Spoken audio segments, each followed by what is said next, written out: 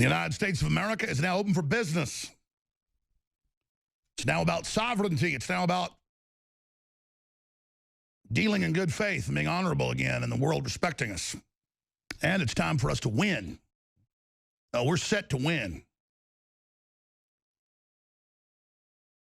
But we have to decide that we are not going to live under the deception of a term that I thought of this morning, and I'm sure because it's such an obvious term that other people thought of it as well.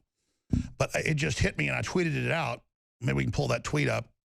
That the official name of MSM shouldn't just be fake news, because they can throw that back and forth on new independent media, journalists, investigative journalists, just somebody that videotapes something that the government doesn't want seen.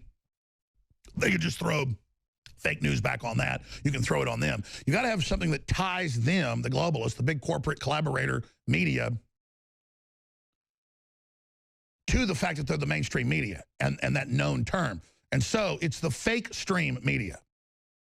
That's it. That's the name. I've been searching and searching and searching and searching. The Soros Inc.-controlled corporate media is in full panic from Donald Trump. He should call them FakeStream media. Very simple statement, very powerful. And again, if you go back just a month ago on my Twitter, all the comments, like 97% were positive. You go to YouTube, it'll give like a 96, 97% on average, sometimes 99% upvote. And they're having trouble gaming that because that's just a solid vote. But when it comes to Twitter, just like you see with Trump, Paul wrote about it yesterday, the first few hundred are negative. They just stack it with an algorithm to say you're an idiot, to shout you down like you're under peer pressure. Like, oh my gosh, I'm not getting good feedback now, because Zuckerberg's been talking about this, and one of his manifestos is out. He thinks we're so stupid we won't read it. He admits, I'm going to track your private communications. I'm going to rip you off. I'm going to hurt you. So these people are predators, or super predators. So they can't ever hide just their disdain. You go watch a movie, you know, a comic book movie, and it shows the villain going, I will destroy them. Oh, yes. That's actually what it's like when you're dealing with megalomaniacs. So you grow up as a kid thinking, oh, that's just cartoons, but real villains actually go, oh, I'm going to screw everyone over. I will destroy everyone. Everyone will be poor, and with me, I'll run everything. I mean, that's who these people are. And we'll have suicide nets around the Apple factories and drug everyone and then just shoot them in the back of the head and throw them in a gutter when we're done, and sell everybody's organs and everything. Oh, we're in full control. It's all coming out. I got stacks of it here today, just where they're just throwing it in your face. It's amazing. But when we come back, I'm going to hit it all. The press conference to end all press conferences, but watch, the next will be even better. He just smoothly walked down and absolutely butchered them and just made a big joke out of the MSM, or the FakeStream media. But just look at that. How now everywhere it's to make us feel bad because they don't want us to be verified and realize that we're the majority and the world's waking up and nationalism is taking place. So they admit that they're, quote, rolling out massive censorship against nationalists, against populists, and against patriots. I mean, this is a true information war. We'll be right back. I'm Alex Jones. That's right, deep in the heart of Texas in FEMA Region 6, but we are restoring the Republic. Soon I may have to remove all the 20-year-old liners when I talk about coming to you from deep behind enemy lines. We have already restored much of Texas. We are beginning to restore the federal government to its constitutional role. And I am broadcasting, though, from the model United Nations city in the world for how they want to rip off and control and dominate and tax people and not let you have single-family dwellings. So, again, God put me here for a reason. God put my ancestors here for a reason, right here, again, in the founding of Texas. So I am here faithfully defending the Republic in one of the most important zones transmitting worldwide. Thank you so much for joining us today. Trump continues to amaze. And he's doing it all.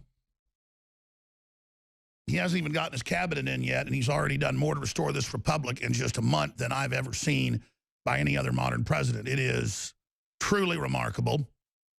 And his press conference was just absolutely over the top.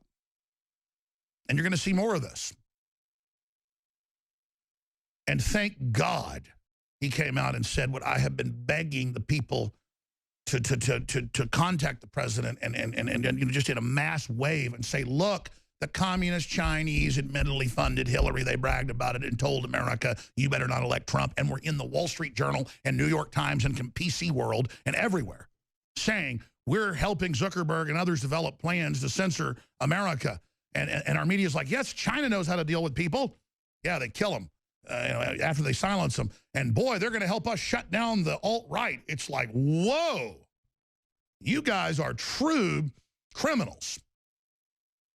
You just are absolutely bottomless pits of anti-American, anti-freedom, anti-liberal garbage, calling yourselves liberal.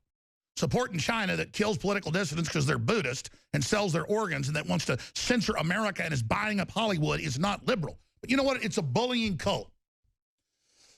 I agreed to let the New York Times come here for a piece because some of my sources say that this business writer is somewhat fair. So I said, okay, I'll do an occasional piece. We get requests every day, obviously, from the New York Times, you name it. Almost every day from the New York Times. Hundreds of writers. And the lady comes, she's a local Austin photographer, and she does it for the New York Times, and she's real nice here, about 45 minutes. And then she's leaving, and I said, hey, give me your card or your info, and sometime maybe take photos for us. She said, oh, for money, right? She'd been real nice until that point. And I said, well, of course, yeah, we pay people. And I was like, oh, because we're Trump supporters, you probably could. She goes, yeah, I can't be politically involved in something like that. And I said, even if we don't put your name on it? And I said, I'm not begging you to come take photos for us, but, is that you're being bullied? You might lose your liberal contracts. And she was just basically, without saying yes, kind of nodded her head. And I just looked at her, and it just was a bad feeling that we're in a cult. The leftist here with Robert Rodriguez and the films community that's here in Austin, people walk in here and they go, Alex Jones, oh, I can't do any lighting or work or set anything up here for you or repair anything. I'm talking about electricians. They go, or Robert Rodriguez will have me blackballed. This is a mafia, in my view. And it just shows how disgusting they are. I mean, and so I looked at her and I said, Trump's a great man. I said, hundreds of other countries have dirty coal systems that supply them cheap energy like China. We have clean burning coal where nothing comes out but carbon dioxide and water vapor. And I said, our power prices on average have doubled the last 8 years. Close to 1,000 plants have been shut down. What he did is going to really help poor people and businesses, everybody else. If the competition comes back in and those plants get fired back up, there'll be competition and your prices will plunge. And then that means, again, more jobs come back because you can do business here. Duh, if China has 3 times cheaper electricity, what happens to America? Just like I moved to an area with, the warehouse district of Austin because it has some of the cheapest real estate. And it's an industrial area. It's zoned. I even get cheaper electricity. Most people don't even know how that stuff works. The point is that America's going to get zoned now to be competitive. There's global zoning. That's what Agenda 21 is. And Trump's like, this is BS, man. Everything's against us. That's the plan. They've written books on it. They admit it. That's what you're seeing being blown up right now. And Trump goes out in his press conference, the second one, and just goes, look, got the coal miners here, and we're going to do this. And the media all spins it. Trump signs bill undoing Obama coal mining rule. And then the media spins it to allow them to dump toxic waste in rivers. That's completely illegal. They have big contained slurry pools that they put it into. And then every once in a while, one of them breaks. That's what happens with industry and life on this planet. But they're trying to say any water runoff, period, is illegal, making it impossible. Remember, like 6 years ago, Obama wanted to ban dust in farming? Any dust was like, what, $3,000 fines, and the next one was $20,000, it just went up. And then they said, we're banning child labor. You can't take the trash out if you work on a farm. Or you can't, have somebody under the age of 16 go take eggs from the chickens. Trying to further kill that. And so the media's like, oh, Trump signed a thing where they can dump toxic waste in the water. Oh, like the EPA did and didn't get in trouble? Cyanide runoff from a big gold mine. They basically ordered, changes to, and then it broke the dam. just like the Deepwater Horizon. BP just said, stop putting concrete in. The executives believe water's needed. And they go, sir, in 150 years of oil exploration, nobody's ever done that. And the equations show it will blow up. They said, shut up, you Texans and Louisianans. You don't know nothing. You go see that movie. It's absolutely word for word what was in the federal transcripts in the federal trial. It's amazingly accurate. Great movie. Kurt Russell. And they're like, sir, it will blow up. This is a $379 billion company. And our British owners told us to do it. It's going to be fine. We're going to get billions more. It's going to blow up. No, it's not. Hey, McCain, you keep trying to have a war with Russia, you can end the planet. Don't matter. I'm going to do whatever I want. It's like this weird spirit of just craziness. And that's what we're dealing with. So it's just, how do I cover? Today I've got, like, let's not exaggerate, 300 articles or more and another stack on my desk of a couple hundred. I mean, it's just, and I could just talk for hours about this. You can build a coal power plant or try to run one, but we will bankrupt you. That was 8 years ago. 8 years ago in a couple months. He was about to get it. He was president-elect. And he's just arrogantly sitting there at the San Francisco Chronicle on camera going, we're going to shut everything down. How's that sound? And we're going to move your job to China. How's that sound? Because we own the factories over there. I mean, you think about how wicked the left is because they've got all the deals with China. And it's okay because, again, they'll have a beard or different colored socks or, you know, virtue signal and talk about how they fund Black Lives Matter to go around cop killing or whatever. And then they're like the most horrible, greedy people trying to steal land from Hawaiian tribes just because they want it or, you know, running suicide factories. I mean, you cannot make it up how sickeningly horrible they are. And then you read their own white papers. I've got articles today about Zuckerberg, again, the guy that says his users are dumb effers, how he's going to censor everybody and get your private data and use it. And it's Legion of Doom, arrogant, crazy, power-mad maniacs. But Trump just absolutely devastated. Devastated yesterday, and they just don't know what to do. The confidence, and then just the fact that he's up there and he says, nobody's getting hurt. America is just going to, he makes it about coal miners' jobs and a way of life. Sure, it's about making the people that work hard being the superheroes, not just somebody that dribbles a basketball or, you know, sings music. It's about people and an economy based on people and a world based for people, not the post-industrial technocracy where I have a inch-thick stack, probably 30 articles today or more, where they're all saying the end of humans is here, you will submit, you will merge with machines, it's all over, we're already spying on everything you do, we totally control you, it's all over, we're going to censor you. Remember just a few years ago, I was crazy saying all this is going to happen, and now everything's happening exactly like I said, because, drum roll, I was reading their white papers. Zuckerberg's secret plan to use artificial intelligence to censor and spy on you. Oh, it's mainstream news now. He's already censoring and spying. They're now just going into the normalizing phase. The president of the United States is being filtered and blocked on Twitter with the comments and the feedback. They don't want the American people being able to send a tweet and it pops up where he's in live time. Donald Trump sits there. Let me get by the big secret. You know what? I'm not going to give the secret. I'm not, because, well, the media already knows this. So I might as well tell people, just to tell you how wild this guy is and how real he is. He likes to talk to average people so much, he sits at the switchboard until 2 in the morning while he's reading things and randomly sits there and picks up the phone and talks to people. He's like an idiot, savant, workhorse, magic toad. Let's skip this break. And I'm going to just stop right there. And he also sits there and knows phone numbers and basically can, like, memorize a bunch of numbers. He just sits there and sees numbers he knows on the switchboard and then picks it up. I mean, just, that is so cool. And the New York Times people are like, oh, you know about that? Well, don't tell people. We won't be able to call. To hell with you. This is incredible.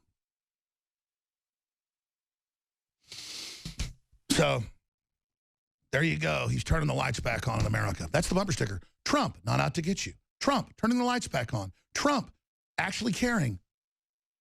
Trump, not a devil worshiper. There's not just evil in the world, folks. That's what I keep telling people. We could take America and the world back, and we're starting to do it. And he's up there and he goes, what's wrong with us being able to have coal mines and coal power? We developed with the Germans the clean burning coal systems. Gotta give the Germans credit. They're even better than the U.S. at coal. And because they don't ever had oil. And why shouldn't we have it? It's our main energy source. 2,000 years at our current rates with coal. 2,000 years of discovered coal in the United States of America. Let me tell you how globalism works. In 1996, Bill Clinton took close to 1 million acres of land off the books, part of it public, part of it private, and said you can't dig on it because it had clean burning coal. Totally clean. So you didn't have to put as many scrubbers on it, so it's almost like sweet crude comes out closer to gasoline, not as much refinery than crude oil. Well, it's the same thing with oil, with coal. And so it was just like silver coal, you know, absolutely pure. And overnight, the Chinese company that had the only other clean coal like that discovered on Earth in China, their stock just absolutely quadrupled and more, and billions and billions and billions were made that day. Because our coal's off limits, China's goes up. See, that's the type of business the globalists sit around and go, we create monopolies and shut everything down and prices go up and then we get richer and we're going to live forever and all of you are going to die and we're going to sit up here with all the power, and how's that sound? Oh, no need for a manned space program. You're all going to be dead soon. We're going to be gods. Ray Kurzweil. Elon Musk. You don't have to merge with machines, but you won't exist. You won't even be involved. We might step on you like a bug. I mean, we don't want to hurt you, but, you know, we step on bugs. Just like Apple, we step on those poor Chinese in those slave camps. Slave camps. Suicide. They drug them so they don't commit suicide. Daily jump off the building, kill yourself as their act of defiance, like self-immolation. So maybe, you know, some people have set themselves on fire, so maybe just have robot fire extinguishers. And, you know, their answer was just, Foxconn, we're just getting rid of the humans completely and bringing robots in. And then that's all been failing. They want to try to suppress a species of 7.5 billion people. And already people are pulling away from the TVs. They're pulling away from all the garbage. Either people are getting deeper into it in the mind control or they're pulling away from it. And so I should just tell the globalists right now, you need to surrender. Because I got something really important I'm about to tell you. The military and the real intelligence operatives, the people that actually do the jobs of defending this country, they know that a bunch of little, weak, chicken-necked, not even effeminate, because that's mean to women, but just pedophile model type men who want to dominate everybody and just absolutely hate real men and just can't stand being around them. They all admit they're going to get rid of the military and humans in combat completely very soon. That's their admitted goal, so they can fully control them and just get rid of men altogether. That's their ultimate form of domination. What do the little control freak nerds do is they just want to get rid of men. That, I guess, made them feel bad their whole lives because they grew up in this whole satanic system. And they were hit with the very chemicals everybody else was. It just had a bigger effect on them. And so now they're slaves to their own system, continuing and increasing it to make everybody else even weaker so they can try to rule over them. And so now everybody knows this is the end of humanity. All our ancestors, everything they did, the future, all of it, if we do this act of killing the species. And that transmission has now gone out, and from Le Pen to Farage to Trump to everybody, you're going to now start hearing it. And, oh, look at this cancer cure. Oh, look at this technology. Oh, look at this rolled out. Look at this. Oh, look what we're going to have companies bid on, this system that DARPA developed for communications or medicine or you name it. Trump's like, we're not going to sit here and balance the power with everybody and only roll out our 20-year-old, 30-year-old equipment, 40-year-old stuff. We're going to roll out the secret weapons. We're going to let everybody know we're completely, absolutely dominant. There's a breakaway civilization. The Russians know it in horror, and they're smart. They've got a lot of advanced stuff, but they know the magic sparks in this country, ladies and gentlemen. The Promethean fire fell here. And that's the truth. So they want, I mean, that's why the elites are on such power trips, because they're just trying to organize, control, and dominate, and instead of just letting humanity fly. It's hellish. They're creating a prison planet, and you've got a bunch of bullied liberals into a cult, into an orthodoxy, that they have to be anti-family, anti-man, and repeat whatever Rachel Maddow says and look like Rachel Maddow and not be a woman, not be powerful in your office as a woman, not be powerful in your office as a man, not be powerful in your office as a worker, a striver, a builder.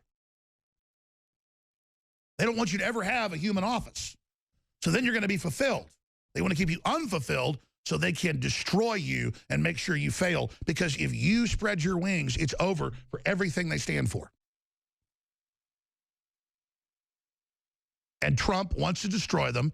And in their own CIA publications that are public but not for mass distribution, like Public Affairs and Foreign Affairs and others, they openly say, oh my God, it's all real. He's going to defeat all of us, empower humanity, create incredible wealth. What are we going to do? Our whole system's going to come down. And then they just told Russia and China and everybody else, you better fight as hard as you can, because he's about to start moving to distribute the advanced technology to the public. And if you want to know the big secret about Trump, that's it. That's the big, super secret thing, okay? And Trump's even more pissed now that what he'd already been told and knew about is completely true and more.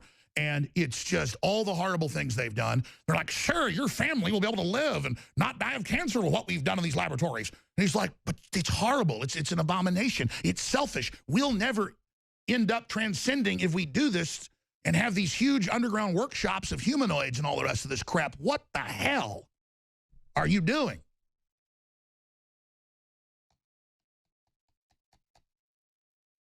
That's why Trump now doesn't even care. It's beyond confidence. He doesn't care what they do, what they say. He realizes they're a bunch of bullied slaves. And he's just out there to show them they're bullied slaves and to show everybody else that it's okay to stand up, it's okay to speak out, it's okay to be informed, it's okay to be who you are. I said to this photographer, she said, well, I'd like jobs, but I just, you know, I can't. You'd lose all your big liberal contracts if you worked with Alex Jones. In a free country, you're not allowed to ever work with anybody who's not the big corporate liberal approved Soviet BS, or you're out of a job. Well, with that attitude, next year sent to a gulag, or you're at a Foxconn slave factory in China. See how that works? There's only a few more steps down now, and they're saying, we want to start arresting the alt-right. We want to kill Donald Trump. We want to blow up the White House. We want to do all this. And they have CIA guys. I told you, as soon as you hear that on the TV going, he's a domestic enemy. And I could kind of respect it if any of these guys had any fire in their eyes or even looked like a man, but they can't get men to act like that. They cannot get, and that's why they hate real men. They cannot get the real men to act like backstabbing pieces of crap jerks. And that's their ancient problem, is they can't get the warrior class to be absolute filth. And so in come the machines, and in come all the rest of it, and just an army of mental patients who've got some axe to grind with humanity, because they don't feel like they're at the table or part of the party, when it's globalism that took you away from the table. They take you away from the table, and then they sit there and tell you to get pissed off at the table and the big fire, while the humans, the people that love God, are all over here in Valhalla with all the honor, all the strength, all our ancestors, all the understanding, the discernment, constantly in our spirit laid down before God.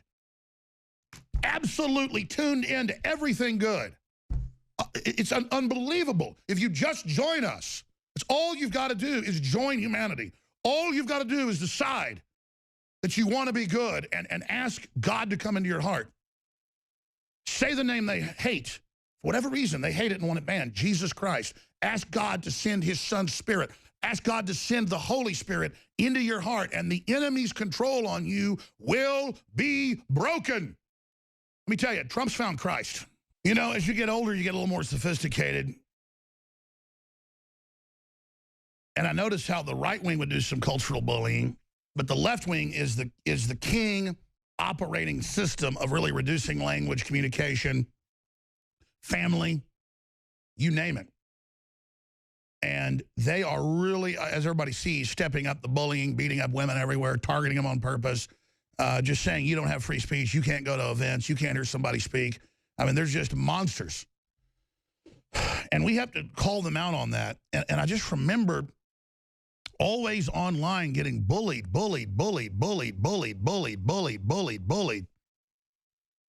to attack Israel and hate Israel, with people then saying I worked for Israel or I was, you know, covering up for Israel. And I realized that was a lot of Arabist, Saudi Arabian, globalist, but also leftist dialectic, and that the whole thing was fake, and that while Hollywood was pushing an Israel first agenda, it was also pushing the whole Islamic agenda, and it was all just a Clash of Civilizations program. And that, you know, if Israel did anything, it was the worst thing on earth. But then if the Muslims say they want to blow up America and kill everybody, a large contingent of them, that's all cute and funny and nice, you know, when they dump acid on women's faces or cut their genitals off by the hundreds of thousands a year, or, you know, kill hundreds of thousands of Christians. Oh, they just don't count. But I kind of halfway got bullied in political correctness that, well, I'm sure the truth's in between. You know, Israel does some bad stuff, but the Muslims do some bad stuff. And I never really tried to prove myself to one side or the other. It's not what I do with virtue signaling, but it was just always, you get a bunch of emails. It's like, you're going to expose the Vatican, or I'm going to expose you as one of their agents. And I'm just like, well, I'm not even Catholic, but I don't want to infight with people. And then, you know, you work for the Catholics, you work for this or that. When all I want is to have justice and freedom, and I'm totally open. I mean, now I could talk to pretty much anybody I want to, and I do talk to, you name it. I mean, they wanted to send foreign intelligence agencies, not the Russians, here to talk to me and sniff around, decided they wanted to try something, and I just said, come talk to me. And most people out there go watch movies about all this stuff. That's not really how most of it works. It's just that they've known for a long time we're having a big effect. Now we're in the center of the zeitgeist. And what I'm getting at is, everybody should just be able to talk to everybody. It's like that New York Times photographer. She doesn't work for them, a freelance, scared to death when I said, hey, let me see your portfolio. I want to do some work for us. I can't do that. I'll get, you know, yeah, you get blackballed, huh? That's not freedom. I only brought it up so I could talk to her about it, because she's a human being. So I spent a few minutes trying to reach through to her and show her how that's a cult. And it's the same thing. If I decry a suicide bombing in Israel, it's like, you Zionist scum. Like that's the highest thing to say on the internet to somebody, because you're a big man, you're a good person, you know, you're moral, I'm not. And so you just say I'm, you know, a bad person or whatever, and I need to submit to you. But because the reason I raise this is we've got David Horowitz coming on, who I know has been critical of me in the past, and that's fine. And I think he goes too far in some cases and everything. But as I've gotten older and studied things and really looked at it, because I read everything. I read some of Horowitz's books like 15 years ago, and I just thought this is the biggest bunch of propaganda crap I ever heard. And then it all came true. So I'm just the type of person that says, well, I'm going to have this person on and talk about it. And then, but understand, they always act like if I'm doing something pro-Israel, they caught me. Like I say something on air and they go, ooh, we caught you on air supporting Israel. Yeah, I'm on air. It's this mental illness thing, like 3-year-olds. I caught you. Nanny, nanny, boo-boo. It's like weird mental illnesses. I don't quite understand it, you know. If I talk to somebody in MI5 or MI6, or, you know, if the Mossad wants to visit and just talk to me, CIA, you name it, I'll talk to them. That's what I do. I just sit there and say, we just want to have power plants. We just want to have control of our kids. We just want to be able to worship God. I'm not your enemy. You should look at what you're doing. How dare Israel push an anti-gun agenda here in America to kind of have us as a client state they control, when it's the other way around, and then issue your citizens guns, which is great, and then want our guns. I'll support Israel because I understand what's going on in the Middle East, but don't then sit there and turn around like I don't exist and try to make me a slave. Do you understand that? The Jews did have a place in the Middle East. It's a tiny little piece. All these other Arab countries won't take any of the people in. They want to bitch all day while they have giant tent cities that house hundreds of thousands of people in Saudi Arabia and won't take one of these refugees. But we're supposed to take them, and Israel's supposed to take them, and we're the fount of all bad, and I'm just not going to be part of this anymore. Doesn't mean I'm naive about Benjamin Netanyahu and all the stuff he's up to and the rest of it. It's just not reality-based. It's like I have scales here, and I'm looking at who's really good and who's really bad, and I'm not going to just sit there and be bullied into any of these one-level, one-dimensional, moron-level paradigms. I'm here to change paradigms. I'm here to try to create a worldwide view of prosperity and goodness and women and men and the species and what we are and good competition. There's no side motives, and everybody knows that. That's why the system attacks my genuineness, just like they attack Trump's genuineness, is because, can't you understand? I could be Machiavelli all day long. I could be more Machiavelli than anybody I know, quite frankly, maybe except for Trump. And I'm not bragging. I mean, it's a fact, folks. I can think 50 levels up, okay? If I wanted to start doing that, I just will not do it. I will just be honest and tell it like it is and just move forward. And they go, oh, look, you're weak. You won't use dirty tricks. You won't, you won't do all this. You're absolutely right, I won't, because then I'll lose the connection. That's why Odin's only got one eye, because the other one is in the spirit world. He didn't really lose it. But see, the average person wouldn't even get that parable. I'm not literally saying that in analogous to what I'm doing. The point is that it's the father's tales, the wives' tales. That's what that is. Like, you get the bigger understanding, you lose some vision here because it really doesn't matter that much anymore. And all of us need to get up into that level. Everything the globalists do is to keep us down, and Trump is trying, talking to us like babies, because a lot of us are babies, talking to us like babies. It's okay if everybody else has coal, and we have the best and cleanest, that we have some too. Everything he does, that's why I'm obsessed on coal, is because that's the great equation of our main energy source, not oil, and they cut it off. That's what Japan went to war with the United States in World War II, because we were cutting off their routes to get oil. Energy's everything. You die without it. Energy plants the crops. Energy picks the crops. Energy processes the crops. Energy delivers the crops. And energy is water, the sun, carbon dioxide, and oxygen. And they're taxing carbon dioxide. It's a life tax. It's a tax to breathe.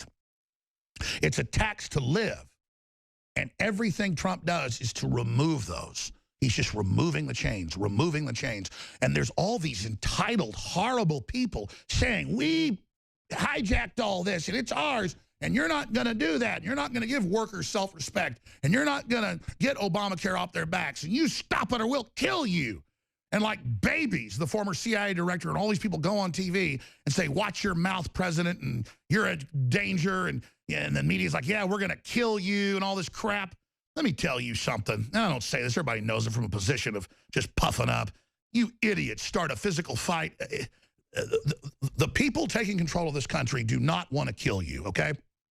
But if you start a fight, you are dead in hours. Just know that. In hours. But you can't help it, can you? You got to keep pushing. You got to keep pushing. You got to keep pushing. You think you're messing with people that are scared to die? You think you are? Because I'm not. And I'm not the one that's going to do anything physical. I'm warning you right now. And a lot of the really evil top vampires aren't going to listen. They're too far gone. But you people out there serving this that are bullied by this and go along with this and don't know what to think or what side you're on, you better choose sides right now. It's that simple. And I cannot believe how obvious the choice should be for everybody. Our enemies are manifestly, horribly depraved, wicked, twisted, demented, people that want to paint on the walls in our children's blood. And I got news for them. The cries of the children have been heard by God. And we're being given a reprieve to try to fix things and organize things. There's going to be great trials and tribulations to come. But but we're choosing, like, pick your novel end. An end that's a lot easier crash landing.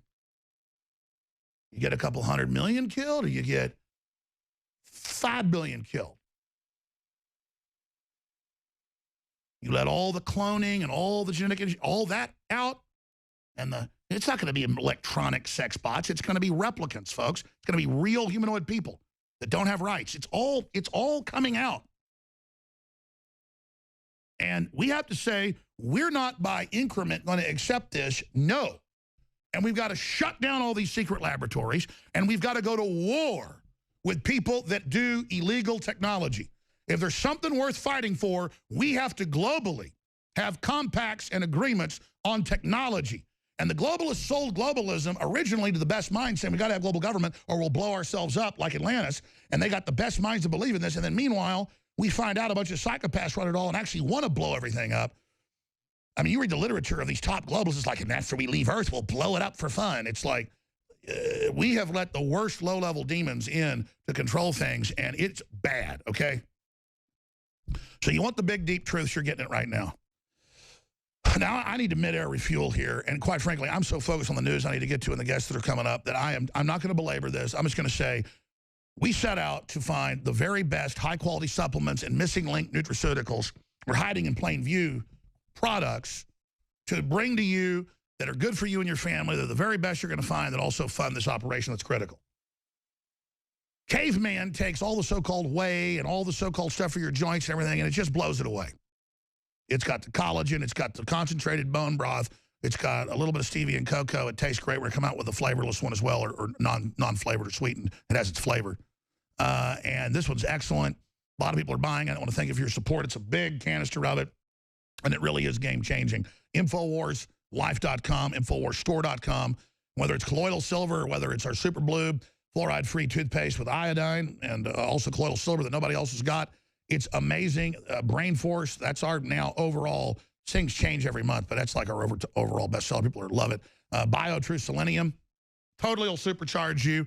Now, if you're a man and you start taking selenium every day, it's so powerful, it'll raise your hormones up so much, it'll make your hair fall out. I mean, it's incredible. Anthroplex is amazing. It's all amazing. InfoWarsLife.com or InfoWarsStore.com. Now, I sent Pat a photo of this. I don't know if he gave it to you, but here's what they call the jig separately. And we have a photo of it actually engraved up close, kind of hard to see with the camera. But I just decided to take kind of a design I've seen out there and augment it and change it to say 1776 reborn, January 20th, 2017, 45th President Donald J. Trump. This is one of 1,000, and it's laser etched on Tennessee arms, the highest quality. They have the big patents with the copper inlays so that it goes 3,000 to 6,000 rounds.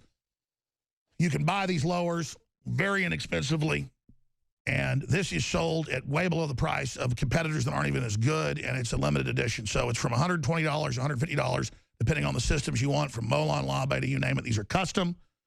These are custom laser etched, and the same price that Tennessee Arms sells their generic ones for. We've got a very, very good deal for you. InfoWarsLife.com is where you find all the nutrients and supplements.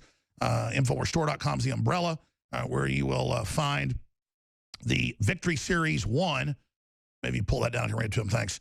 Victory Series 1, President Donald J. Trump, limited edition, 80% lower AR receiver, totally legal, totally lawful with the ATF letter linked on there and much more. And you can also sign up for auto ship and get 10% off on your next order on things like the supplements. Free shipping on orders $50 or more, so there's free shipping on that. And this is something that everybody needs, even if you're not into gunsmithing. And even I can do this in about 20 minutes with a Dremel. And there's a video out there. We're going to post one on the site how to do it. But there's one on Tennessee Arms site. We probably just post that. But there's instructions. This is something everybody should just have, personally. InfoWarsStore.com or 888-253-3139. And one of 1,000. It's a piece of laser-etched artwork, original Alex Jones conception. I don't want to say it's really my art because, we just took images and put them together. But it's powerful. And when these are gone, they're gone, and you're getting a great price on the best lower out there, 80% lower, and you're funding the tip of the spear. So it's really a win-win at every level. I want to thank you all for your support. But I want to do a lot of stuff. I don't want to have to sit here and penny pinch, and I just want to have the capital going into this next level fight to really augment our team. And you've seen what we've done. I've promised you we'd change the world together. I promised you we would put our money where our mouth is, if you would, and we've delivered. That's because God's delivered. And so I want to commend and thank all of you. I don't say this to make you feel good. You need to feel good. You need to be very excited and positive. A lot of folks think, you know, well, things are good, but why are they attacking Trump? He's just trying to help them, and get sad by all this hate. They think you're going to give up before they do. And our spirit's way stronger than theirs. But you can see it, you can feel it, you know, it goes back and forth. And we've got to just absolutely think one thing. We're honorable, we're good, we're going to work hard, we're going to be strong, we're going to be the example in the world of the change that needs to happen. And we're going to just ask God to lead, God, and direct us, and totally focus on exposing the New World Order and fighting in the morning and at lunch and in the evening, you know, on Twitter, on Google, on Facebook, on these enemy platforms and on other platforms, and building your own platforms. It's essential. I don't care if you're 80 years old, you know, get your grandson to come and help you start a YouTube channel. Get that knowledge out. They teach everybody, oh, you're old, just go sit and, you know, go get a nursing home. We need to hear that knowledge. We need to hear from the elders that actually know what's going on, and it needs to be invoked to activate the ancestral memories in the young people. It's a spiritual, metaphysical, electrochemical system that has to be activated, and the youth needs to activate as well. This is a very, very special time for humanity deciding the future, because horrible things are going on. And the positive things you see are the seeds of the future, though. But we have to take this initiative and move forward. I'm Alex Jones. This is the InfoWar. Infowars.com is the website that the enemy is trying to block and censor everywhere. There is a giant stealth program to block us, now going public in the enemy system. What do I say? I will never surrender. All right, I want to get into some Russia news that's huge. And then I promise after David Horowitz leaves us at the bottom of the next hour, I'm going to play the most important key Trump clips. Just thank God the president came out and said, Hillary and her people took a bunch of money. They gave it was actually 30%, but he said 20% of our uranium. He's being very conservative. That's just his philosophy, and I see what he's doing. And stop saying I'm with Russia. I've done nothing with Russia. And Flynn was allowed to make a phone call.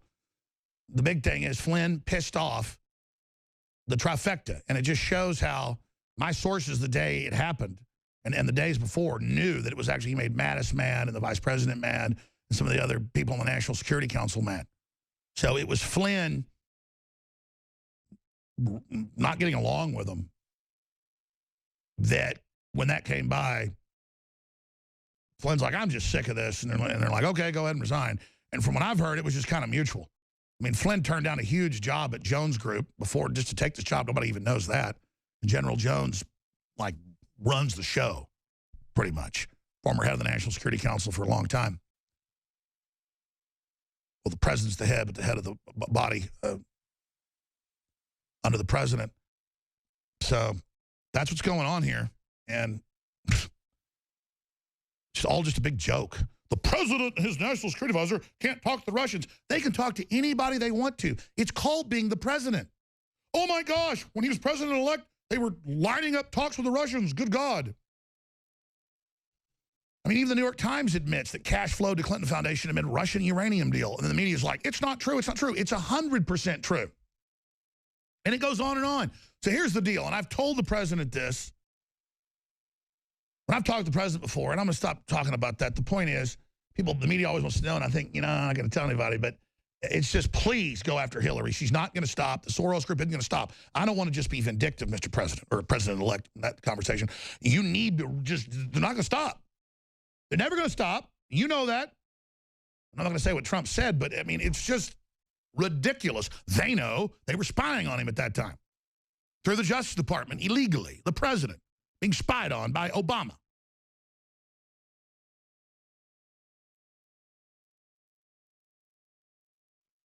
So, anyways, I'll tell folks this, though. The Trump you see on TV is like the Trump talking to the 5-year-olds. And the Trump behind the scenes is like, Trump can finish your sentences. Like he's like, you know, big egghead in the future, you know, communicate telepathically. And I'm not literally saying that, but he's that smart, folks. And that's why they are freaking out. Now, why do I have nuclear weapons going off behind me, if you're a TV viewer? That's because that's where the globalists would like to take us, and that's in the news. We'll get more into this in the next hour. But now we have a top level. This is International Business Times. Infowars.com has posted Russia and Trump news. U.S.-Russia military generals to meet in Azerbaijan the first time since the 3-year-old situation in Ukraine. So that is a big meeting coming up. Meanwhile, Juncker, that's the NATO EU globalist boss, SecDef, Mattis, calls for EU to shoulder own defense burden. EU bigwig says, oh, no, we want to help the migrants. So they just want to flood us with migrants and flood Europe and destroy Europe. So they don't want to, pay for anything. They're too busy paying to flood the migrants in. Again, who needs NATO and the EU when it's used to destroy Europe? I mean, that's what Trump's saying. These are criminal groups. Russian spy ship, not a direct threat, Pentagon says. Yeah, because we got like 100 or more around Russia. Does it come over the 12-mile line? We're going to spy on them. That's what you do. It's like, the Russians breathe air, sir. Oh, my gosh, they have a spy ship. Oh, no. Continuing, Buchanan says the deep state's trying to take Trump out. Of course they are. That's all coming up. And, the big stories on Infowars.com. I haven't gotten to that yet. It's so huge. I'm going to tell you, it turns out there's Muslim sympathizers at the CIA behind Trump leaks. That's right. It's at Infowars.com. Dr. Corsi. This needs to go viral. And again, I play that because I want to make the point that more and more, it's not just the occupied United States. There's now a civil war going on with the globalists commanding their hordes of idiots and the horrible traitor media. It's quite a time to be alive. They believe in.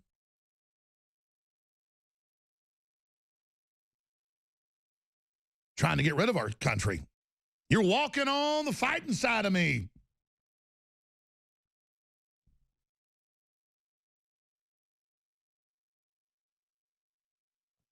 Men, people matter, workers matter, farmers matter, teachers matter, coal miners matter. We're building a world that people run, that people are involved in.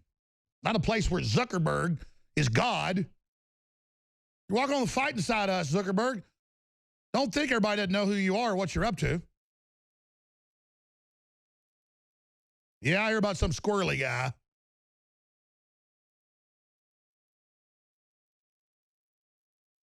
It's like a squirrely guy thinks, oh, I could just go rob your house when you're out of town. You're gone. I might as well do it. That's how a Machiavellian thinks. Well, I could think I could go rob your house. How about, I could think of that, but I don't do that because that's not how I treat people. When they see a kid in the backyard, and they go, I could grab that kid and torture him to death. Why don't I just do it? Because you're a damn demon, that's why. Who comes up with stuff like that? You people. So here's the deal. You're now seeing the fighting side of us in the info war, aren't you? Run down a way of life.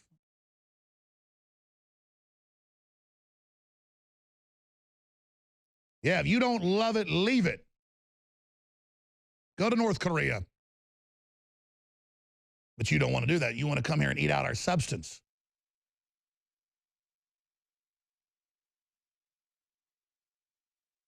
All right, that's good. Getting a little bit of Merle Haggard therapy here.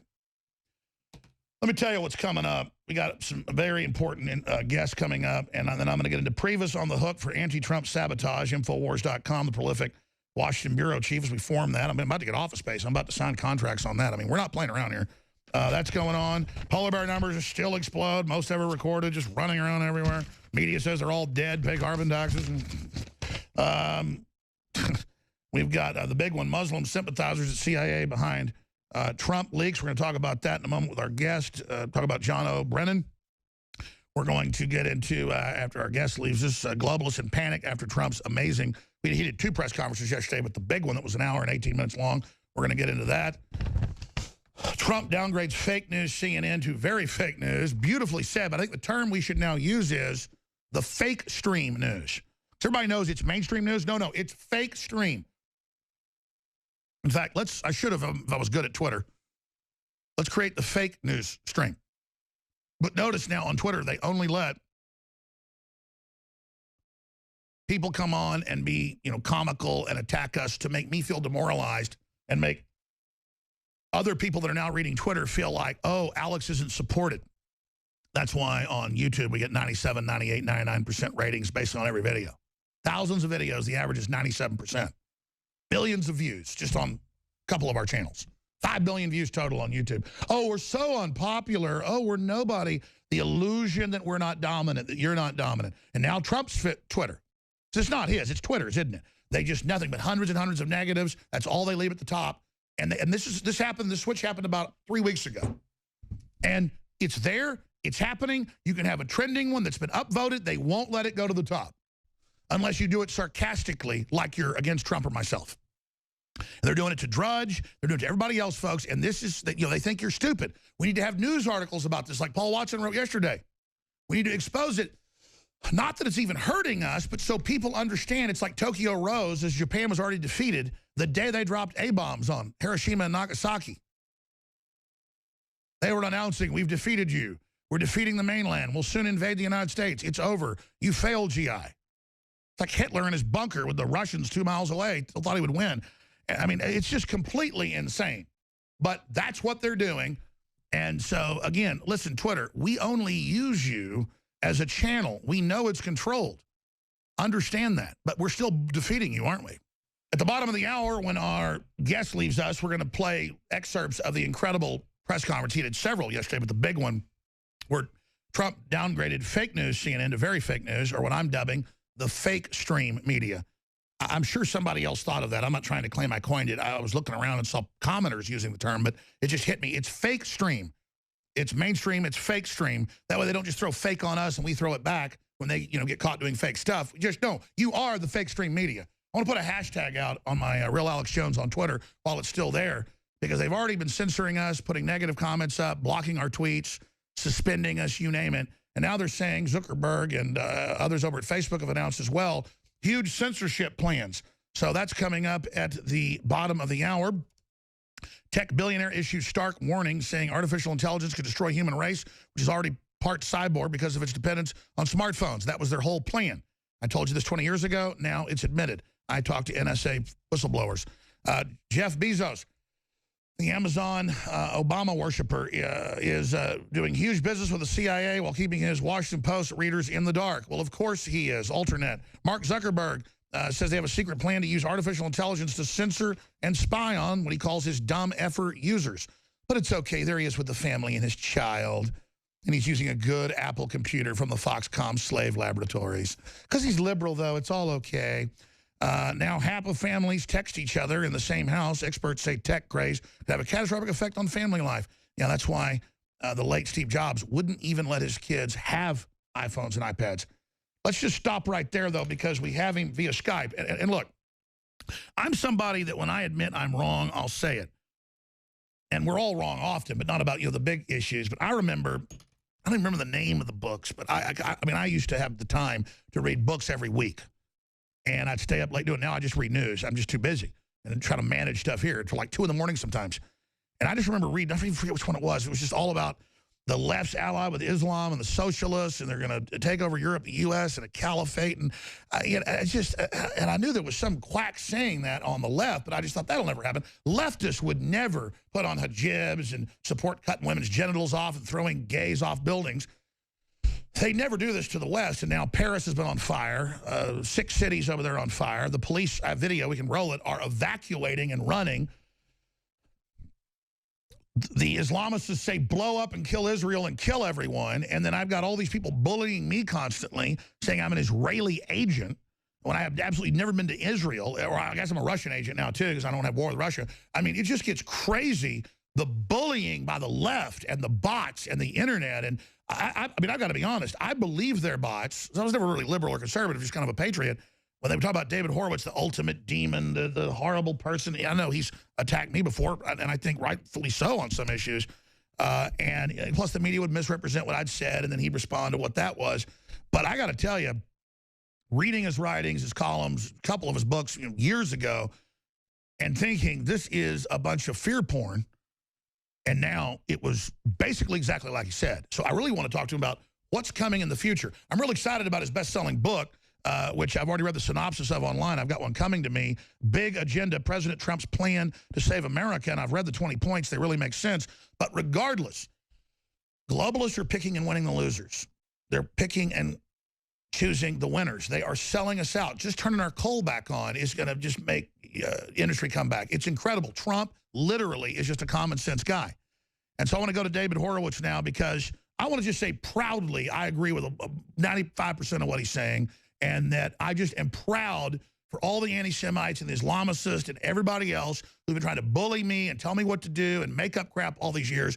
What you've said I am is now coming true because I support Israel's right to exist. And Israel, when it does something, has a crooked toenail. It's the biggest thing in the world. And everybody else is okay. And the Muslims killing millions of people and women being sold as slaves on, in slave auctions in Sudan and all these other countries like Somalia. That's all okay. But Israel's the devil and needs to be blown off the map. So I'm just going to officially say that I don't want to blow Israel up. There. So now you can all say you heard a secret report that I was with Israel. The truth is, folks, I'm just for justice. I don't want war with Russia either for no reason. They're not doing any stuff to us either. So, David Horowitz, I appreciate you joining us. And so there's my little, analysis of the whole process and I guess growing up a little bit. So thank you for joining us. Well, thank you, Alex. So you got the floor till the bottom of the hour. Where should we start? 95% of the issues. I've never been to Israel. And I think you were referring to a book I wrote in 2004 called Unholy Alliance. That was it. About the alliance between the left and the terrorists. The two of the top organizers, actually the chairwoman of the Women's March against Trump, Linda Sarsour, is from a Hamas family and a supporter of Sharia law. So she's anti-female, anti-West, pro-terrorist. She's the chairwoman they chose for the march. And Razmia Odeh is one of the organizers of that march. She is a convicted terrorist. She blew up a supermarket and killed 2 students way back when. I guess she served her time and now she's in the United States. But the left is just full-throated in defense. We have a terrorist front on our campuses, which I've conducted a lonely crusade against. The Muslim Students Association and the Students for Justice in Palestine are 2 Muslim Brotherhood fronts. They're pro-terrorists. And they have the entire political left on the campus lined up for their agendas, which is a destruction of Israel and the Jews in the first instance. But as we know, actually more Christians have been slaughtered by these maniacs than Jews. This book I've just done, Big Agenda,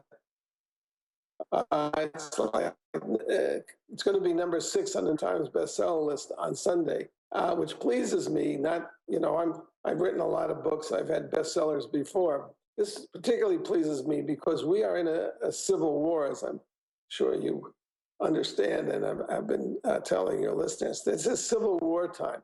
It's interesting. The Democrats call it resistance. And I actually saw a Democratic strategist, operative on Fox, say there's a difference between resistance and obstruction. Because, of course, only the bad Republicans obstruct things. But there is a difference. Obstruction is you want to stop a policy or a piece of legislation. Resistance is what you did to the Nazis. Resistance is an existential threat. It's war. And, incoming presidents normally get according to Gallup, 7 months honeymoon, which is what our American political framework is about, peaceful transition of power. You let the other guy get in. We're all part of one community. What we saw in the confirmation process was a witch hunt. Sure. Well, let me just add this, and because, I didn't really prepare for the interview, but I remember reading the book, I guess, 10 years ago. I guess that's 12 years ago, How Time Flies. That was it. It was Unholy Alliance. And I knew a lot of it was true because I'd done research, but it was so unbelievable that the left would combine with this. And it seems like they've gone completely mentally ill. Nancy Pelosi thinks Bush is still in office. In the same press conference, Maxine, Waters thinks that Russia invaded Korea. It does seem like they've gone insane. So you're the first guy that laid all this out. I mean, just a few minutes before we get into your book, how did you know? How did you know that they were really having this alliance and planning this insane takeover? Because I was part of the left. I was brought up by American communists who were part of a vast international conspiracy to help the Russians and the Soviets win the Cold War. So I know these people in my bones. They're anti-Americans. There never was an anti-war movement in this country. It's always an anti-American movement. And that's where I got out of the left. When America was forced by the left, which is now in control of the Democratic Party, forced to withdraw from Vietnam, the communists proceeded to slaughter 2.5 million peasants in Indochina. And there wasn't not one protest of that. And that showed me that I was among evil people. Barack Obama comes from the same political background I do. He's raised by communists. The difference is he never left the communist left. We're lucky that we survived those 8 years. And we're even luckier to have somebody like Trump. There's always been fighters out there. You're a fighter, Rush Limbaugh's a fighter, but there are no Republican fighters. And we've never had a president who would be a watchdog over the media, who was so smart and would take them to task. I mean, he's destroying what's left of their power before our eyes. I don't know if you had time to see that press conference yesterday, but it was just stunning how they are absolutely in a full panic and just don't know what to do, that someone already now has a platform bigger than them to counter these arrogant bullies. Exactly. I mean, they're in an alternate reality. I watched the Chris Matthews take on it, and they had a big headline, the Trump rant. And then they showed clip after clip of this genial fellow talking very rationally, having a good time, and pointing out what devious, dishonest people they are. And they think that people watching it can't see that this is not a rant. This is a perfectly rational presentation. But that was true during the whole campaign. I mean, the attacks on Trump were so lunatic. So what are they going to do? I mean, you're a guy that saw the future way back. I mean, it's true. You're one of the most focused, cogent, over the horizon thinkers out there. What's positive? What's negative? What do you see happening? Let's get into your book. I mean, a lot of what you're talking about Trump is doing, how do we save this country? Because that's how we obviously defeat the globalists and the leftists, is with prosperity and really having a big table, a big tent, bringing people together. They're the ones trying to divide. So, I mean, this book is absolute, needed medicine for a very, very sick country. I mean, we talked about how he's inherited this disaster. I wrote it as a guide. First of all, we're at the beginning of 4 years. We are in a civil war, and the left is not going to let up. And as anybody knows who's trying to persuade them of anything, you can't persuade them. It's a cult. It's a cult. I was going to say, it's a religious movement. It's based on the Christian model. The world is a fallen place, so everybody's oppressed except white people who are the oppressed. I just started realizing that recently. It's like they've taken like super oppressive forms of Christianity. I'm a Christian, and then oppress everyone that they're bad, and then only the high priests are good, and then you've got to go bow down to them, and then it's a cult. They are hellfire and damnation preachers. I mean, that's why they're so effective politically. It's always a moral indictment. We are the army of the saints. We're going to save the world. You are the party of the devil. And that's the way they act. That's the way they think. That's the way they're such horrific people. And they're very seductive because they're always putting forward this pie in the sky future, social justice, communism, socialism. Of course, the communism got discredited. Socialism. They never look at what's happening in Venezuela or Cuba or anywhere. They just keep saying it's wonderful. It's not about this world. It's about the next. Only the next is a world that they think they can create. Did your parents, communist, ever wake up? Never. No. My father died fan of Brezhnev. Good Lord. That's sad. Wow. Well, yeah. I mean, I lost every friend that when I voted for Ronald Reagan, and that's what I have to say. That's what's so refreshing about Trump. He doesn't back down, and the Trumpers, everybody that supported Trump, are not intimidated by this, leftist moral indictment. And here's the thing: why do they sympathize? Why are they so soft on the Islamic terrorists? The answer is because they're people of color. You ever think about that phrase? I mean, I've written about this in the book, Big Agenda, but the phrase people of color, it's not English. We don't say crayons of color. It's a French construction. It's completely ideological. But when you think about it for a moment, this is what its function is. If you look at Mexico, it's composed of two ethnic groups, the main ethnic groups. One, the descendants of the conquistadors who slaughtered the indigenous Indians, and the other, the descendants of the indigenous Indians. But when they cross the border into America, they're both people of color. So they're deserving of special sensitivities, special privileges. Sure, Western openness and hospitality is being manipulated. They're taking our Christian guilt and then transmuting it into this brainwashing. Exactly. But it's racist.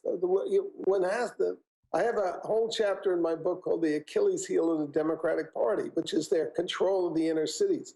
The Democratic Party is the party of racism. David Horowitz, your Skype's breaking up just for a second. Yeah. Sure, your Skype was breaking up to start over, and I want to have you back for a full hour soon. We'll kind of maybe have you calling on phone, but be via Skype. Skype's having a few problems here, but it's great to be able to see you there. And the time we have left, let's talk about how we defeat them, what you think they're doing, your biggest concerns, more about the book and what Trump needs to do. Because, I mean, I'm really concerned. I've never seen, if I went on air and said somebody needs to kill Trump, I would get arrested because that's organizing a criminal operation. There's so many comedians and movie stars and producers and newspapers saying, kill him, that it's just organized crime. And I'm not looking for a fight, but you know, if they get into a physical altercation, I don't know. I mean, we got 5 minutes left. Where do you see all this going? I think we're headed for 4 years of war. I think our greatest strength is that middle America, people have waked up. The media has no credibility, which is tremendous advantage. Trump has shown the way to blow up political correctness. That's a term, political correctness, that was invented by Mao Zedong, the greatest mass murderer in human history. It's to keep people in line, which is what it does. And Republicans have generally been intimidated. What gives me hope is that now we have a generation of Republicans, of conservatives, who are not intimidated.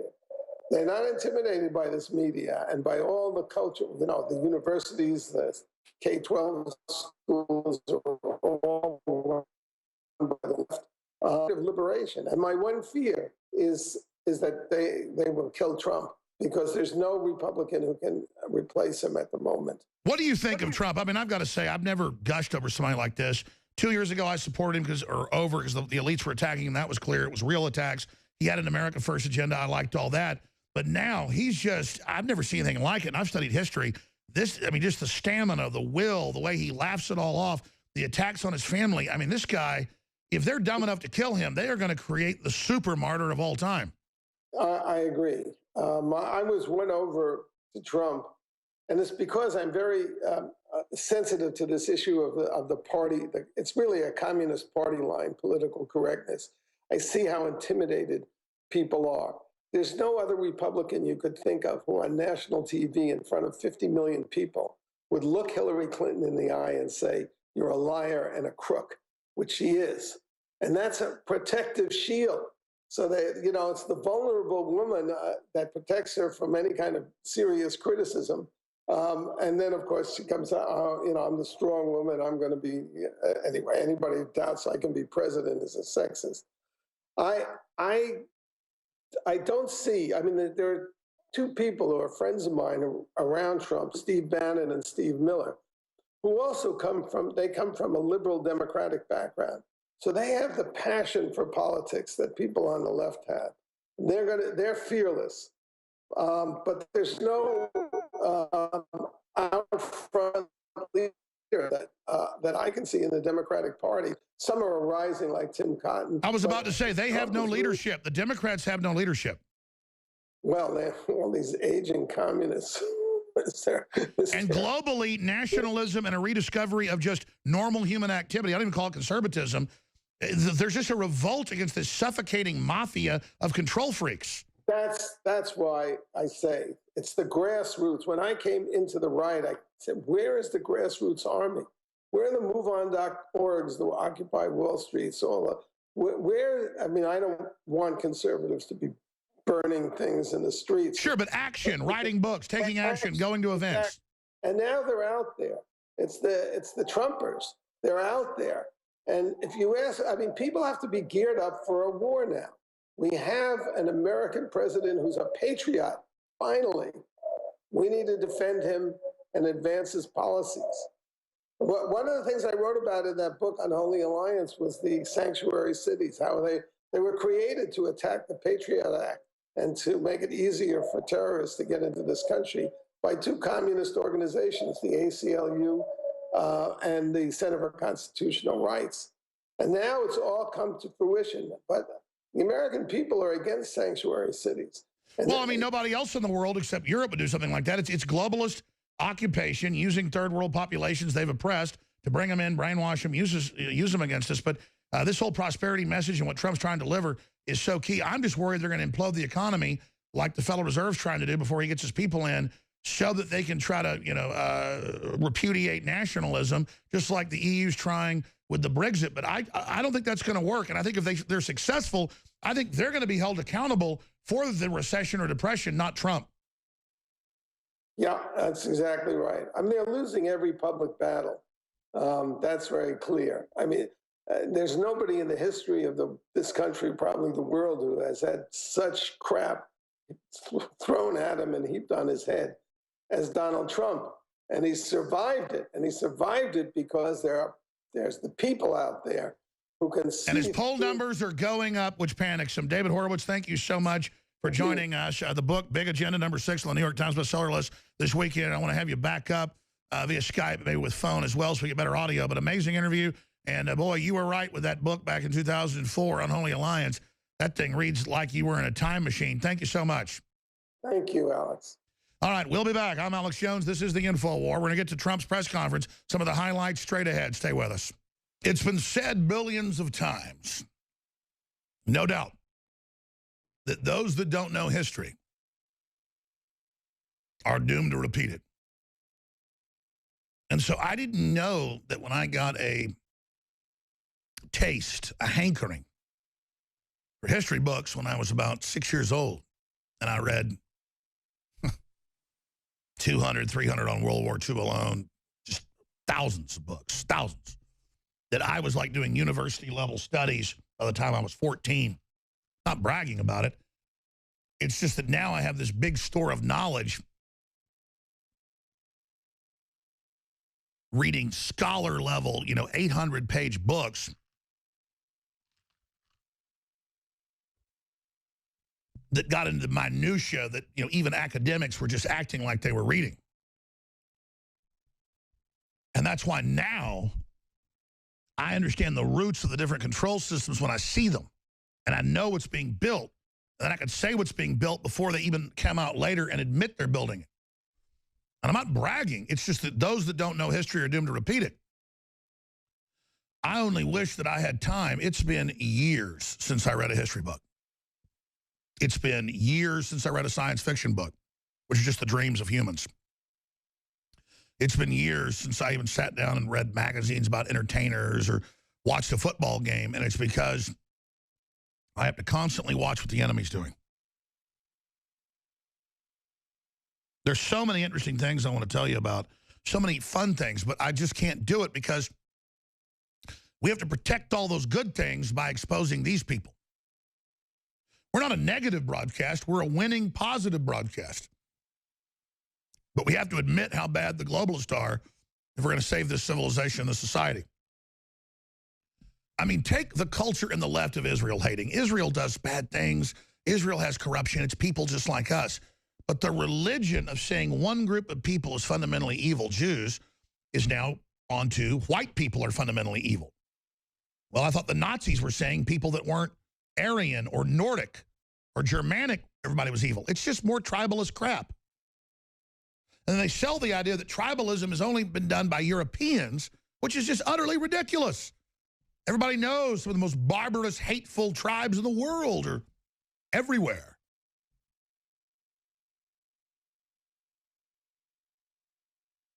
In fact, civilization is saying, let's not kill each other, let's build something. But there was never enough resources. Now there is. We can do anything. And the people running things are on such power trips, they've decided to steal the future and then have us all infight with each other like we're morons. And if we fail the test and they really are better than us, then we deserve what happens to us. But what you see happening now is the other side of the equation. I want to get to a bunch of clips. Trump is at the Boeing factory right now. We probably put this up on screen. And we'll play excerpts of that a little bit in the next hour. He's talking about the economy and building things and getting Boeing to move its jobs back from China. And it's happening. He looks so presidential there. I don't think I've ever seen him look more presidential. I mean, he just is stepping into it. And again, it's a spiritual evolution.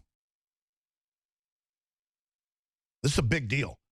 See, this country was taken to the very edge of death and demoralization. A lot of people are dead before they're physically dead. They just shuffle around, programmed, unhappy, not having any vision, not having any connection to the spiritual or the universe. And that is now coming back into the world. Self-respect, belief. He's there promoting an American plane rolling out and saying, Boeing, you come back here. So their stock will go up instead of it going down when they were going to move to China. Nothing against China, but it's time for America to have something. And China, when you do better trade deals, and when you actually decide to pay your people something, instead of being greedy, then you'll build a civilization that will actually buy our products, and then we can go to the stars together. But we're not going to be run over by a bunch of Zuckerbergs and Schmitz in an alliance with China in some pipe dream. That whole system's getting rolled up right now, and we're teaching you how the cow ate the cabbage. And we're analyzing Fox's feed of that coverage right there. Mark Dice is coming on for 30 minutes at the start of the next hour. I'll continue. Then we're going to take some calls after Dice leaves us. Open the phones up about what you thought of the press conference yesterday and more. David Knight has the fourth hour. But before I go any further and I start getting these clips, there are a lot of really important articles on Infowars.com that I mention here. I cover a little bit, but it's important to go read those and to send those out to everybody you know. Even if you're already informed and listening, get them to people that don't know. I cannot harp on this enough that you are the Infowar. You are the future. You are the resistance. How many times did I tell you? The globalists want to control revolution to the universities they own and control, the big corporate donors and the corporate grants. They want all human rebellion to be socialist or communist, so that you build a centralized system they control and you get demoralized and you're so dumbed down you don't even know that communism is designed to centralize power and doesn't work except for the elites. You're being given a worthless college degree you pay for, so we want to have you so psychologically wrecked when you figure it out that you never figure it out. And you're just a bitter, screwed up loser. They don't ever want you to win and learn competency. I don't want to get into stories about my childhood and things, but the things that were horrible at the time and that were just absolutely really scary was kind of the end of America. A lot of people go see movies with like gangs and people meeting in a parking lot with chains and knives and people getting killed, and you think, oh, that's just in movies. No, that's what America, if you're really a young person, used to be like. And it was like you were men.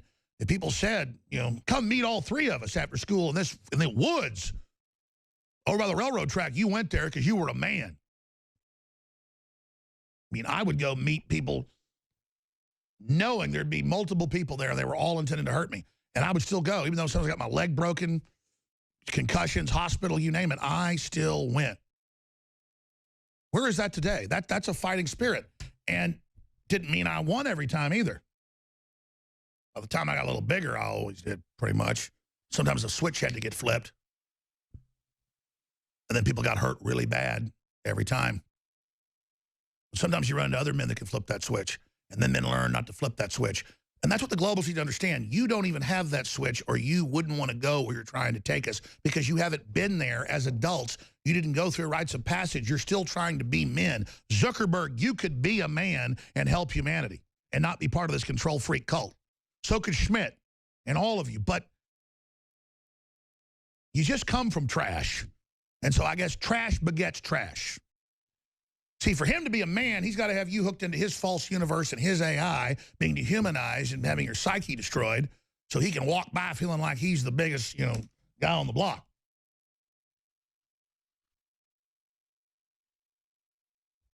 These people are garbage, and it's time to call them out for who they are and stop being afraid of them. And I'm calling all of them out, and so is Trump. And if they fight us, we win. If they kill us, we win. If we defeat them, we win. We win. We win. We win. It's true. You're going to get so tired of winning. That's what humanity's supposed to do, not be a bunch of losers. We've gotten to the point where anything's possible now. Anything. We get past these people, we're going to look into the future, and they're going to look back and just say, unbelievable. This is going to be the big game time. This is going to be celebrated. This is going to be studied. There's going to be statues. There's going to be spaceships named after what's happening. There's going to be colonies. It's going to be unbelievable. If we learn to celebrate our humanity and God and learn to celebrate the rites of passage and who we are. I got to get to the clips just briefly. We've come out with, we always set out to have the very best products. And I just said, look, everybody, everybody talks about how bone broth is so good, chicken bones, beef bones, you name it, boiling it, all that for being sick or being healthy or for NFL people or weightlifters or everything else. And for just super nutrients and feeling good. I want to go out, research the very best stuff out there and come out with our own. And we've done it. It's Caveman, True Paleo Formula, InfoWarsLife.com. And your purchase helps fund the operation made with cartilage, bone, broth, paleo ingredients, the next generation of advanced paleo nutrition. And it's the bones that actually have, with the marrow and all the rest of it, the real sustenance. And that's what this has got and a lot more. It's also got changa mushroom, alfalfa herb powder, bee pollen, turmeric root is key, and so many other ingredients. Chicken broth powder protein. Everybody knows, like chicken noodle soup. That's just a tiny bit of the essence of the chicken bones. If there's not chicken bones, folks, in your chicken noodle soup you're cooking, you're not getting what Grandma knew you needed when you were sick. This is like literally hundreds of times what you get in an original chicken noodle soup each serving. This is like the concentrate because the chicken is the cleanest bone marrow and bone stock. That's why we didn't go with beef. Beef's powerful. So you should probably just go to the butcher and say, slice those thigh bones down the middle and sell me those, and then just roast them with some garlic. Oh, my God, I'm getting hungry right now. Excuse me. A little bit of pepper and stuff on those, and eat the marrow. But then, see, this hasn't been cooked, though, so it's even better. And it's got all the... It's got all those stem cells in it, basically. They're desiccated, but you still get the essence of them. So that's what it's all about. The ancients were in the bones, folks. Fee, fi, fo, fum, I smell the blood of an Englishman, be he alive or be he dead. I'll grind his bones to make my bread. You're supposed to grind the bones and put it in your bread. That's where all the real strength is. A wolf will go for the guts and the bones first. Then the fat, then the red meat. Red meat tastes great, but the essence, the cofactors, the strength is in the bones. That really kind of makes sense, doesn't it? They're the bones. That's why they call silver bullet, because it's good for your babies to eat off silver plates, and if you're rich and don't want your family to die, it's what you do. It's why we have colloidal silver. It's all the ancients already got it all figured out. InfoWarsLife.com. You go to any of these Olympic training camps, for 20, 30 years, bone broth, bone broth, bone broth, bone broth, bone broth, bone broth, oxtail, oxtail, oxtail, oxtail. Every culture, every society knows. Well, now it came into the 21st century with Caveman at InfoWarsStore.com, InfoWarsLife.com. We just started shipping this out 3 days ago. I love how the trolls have already gone in with fake votes. Look at that. Everything else has a 4.8 vote, but if you go to the top, there's been no real ones yet. So a few people went in and gave it a 3.3 trying to hurt us. Because it is on a big third-party site. So, yeah, good luck once people actually get the product. It'll be 4.8 like Brainforce right next to it. But there's thousands of reviews per product. Look at Brainforce, 2,000 plus reviews. 1,400 for Secret 12 with a 4.8. Brainforce, nobody's got that on Power Reviews. 4.8, 4.9, 4.8, 4.6, nobody. And they hate it. Oh, Survival Shield has a 4.8. Biome Defense a 4.8. Supermail a 4.5. Keep going down. And we can go in and even talk to Power Reviews because they really control what they do. They're like, yeah, we know there's some fake ones coming through against you, but whatever. I mean, they even know. It's people that haven't bought it. They just go and say that.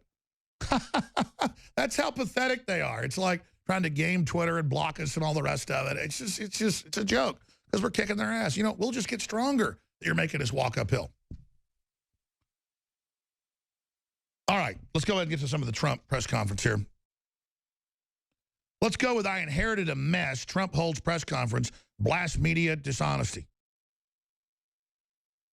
What he inherited was a massacre of our economy and globalists just selling off every facet, our roads, our streams, our rivers, our mines, the last lead smelting plant shutting down 3 years ago, shutting down the farms, preparing for total control, selling the jobs, boosting the power prices, making you pay more for a 200 square foot apartment than a 1,000 foot, laughing at you, making it trendy, just as they live in like 50,000 square foot homes. Just total criminal activity. Meanwhile, discredited Brian Williams trying to discredit media. So funny. I've got a bunch of breaking news on Infowars.com. This is a big one. Muslim sympathizers of CIA behind Trump leaks. I know we already know that, but he's got the documents and the actual files. This is a big deal. I think I want to get Corsi on Sunday if he can come on, guys, to the crew. But I'm going to stop there. I apologize. Let's go to the president. Yeah, you said it's President Trump. Could never happen. Would never happen. And now you say all over the news you're just going to kill him. And they have little wimpy CIA guys going, he's a domestic enemy and needs to be dealt with. Because you think because you went on CNN and the big corporate guys are patting you on the head and you're in a group that you guys don't feel powerful and we're going to have a civil war and start arresting our enemies.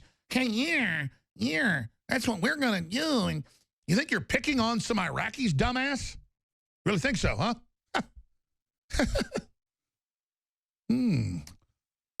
We want to help poor people and get this economy going. I mean, if you guys walk down that road, it's like Grendel going to visit Beowulf, but you're not even like Grendel. You're more like a 1 foot tall gremlin with a weenie so little you can't even see it. I mean, spiritually, it's just a complete joke. So, I mean, just what the hell is your problem, man? Just get over the fact you hate yourself. You're projecting it on us and just get out of the way. Move, bitch. Get out the way. Get out the way. You see them headlights? I'm going 100 down the highway. You're in the fast lane. You see me knock them curtains down? You see what happens with the crowd? You see what's going on? You understand that I talk to people how they feel because I feel that way? I'm genuine, something you'll never have? Move. Get out the way. These people have searched for power, and all they found is their own destruction. They were only the stimuli to strengthen us and prod us to the next level. They were only the flies, the gnats in the swamp biting us so we'd get out of the swamp. Then they fly back confidently to their swamp and, nest upon piles of crap. Skip this break. I just have to. I'll skip them all. I don't care anymore. Let's go ahead and go to the president. Here it is. Unfortunately, much of the media in Washington, D.C., along with New York, Los Angeles in particular, speaks not for the people, but for the special interests and for those profiting off a very, very obviously broken system. The press has become so dishonest that if we don't talk about it, we are doing a tremendous disservice to the American people. Tremendous disservice. We have to talk about it to find out what's going on, because the press honestly is out of control. The level of dishonesty is out of control. I ran for president to represent the citizens of our country. I am here to change the broken system so it serves their families and their communities well. I am talking and really talking on this very entrenched power structure. And what we're doing is we're talking about the power structure. We're talking about its entrenchment. As a result, the media is going through what they have to go through to oftentimes distort, not all the time, and some of the media is fantastic, I have to say. They're honest and fantastic. But much of it is not. The distortion, and we'll talk about it, you'll be able to ask me questions about it. But we're not going to let it happen, because I'm here again to take my message straight to the people. As you know, our administration inherited many problems across government and across the economy. To be honest, I inherited a mess. It's a mess. At home and abroad, a mess. Jobs are pouring out of the country. You see what's going on with all of the companies leaving our country, going to Mexico and other places. Low pay, low wages, mass instability overseas, no matter where you look. The Middle East, a disaster. North Korea, we'll take care of it, folks. We're going to take care of it all. I just want to let you know, I inherited a mess. Beginning on day one, our administration went to work to tackle these challenges. On foreign affairs, we've already begun enormously productive talks with many foreign leaders, much of it you've covered, to move forward towards stability, security, and peace in the most troubled regions of the world, of which there are many. We have had great conversations with the United Kingdom and meetings, Israel, Mexico, Japan, China, and Canada. Really, really productive conversations. Good pause. I would say far more. I love how he's reading his own notes. Like he wrote those notes. And they're his words. Here, let's keep going. More productive than you would understand. We've even developed a new council with Canada to promote women's business leaders and entrepreneurs. Very important to me, very important to my daughter Ivanka. I have directed our defense community, headed by our great general, now Secretary Mattis. He's over there now, working very hard, to submit a plan for the defeat of ISIS, a group that celebrates the murder and torture of innocent people in large sections of the world. It used to be a small group, now it's in large sections of the world. They've spread like cancer. ISIS has spread like cancer. And the globalists funded another mess I the whole inherited. thing. That's right. Now let's go to the key here. Bringing up just the beginning. Okay, you keep saying I'm with Russia with no proof, but I'm involved zero. Hillary has ended up to her eyeballs, and way worse than the uranium, which even the New York Times has to admit she made the deals, took the money, did it. One of her aides got $30+ million. And then they gave millions to her foundation. I mean, this was a giant criminal op with foreign governments, with her meeting secretly with Putin for Russia's interests. That's what governments are supposed to do. And I mean, if a country's wide open, can be bought off, that's what they do. It's Machiavelli. That should stop. It's dishonorable. But we've been dishonorable for a long time. That's the position we've got in. People don't respect that. We've had a bunch of scum hijack our power and use it to take over the planet for a bunch of corporations so a handful of billionaires can live like kings and dream of being gods. It's never going to happen. For Elon Musk or Zuckerberg or any of these people.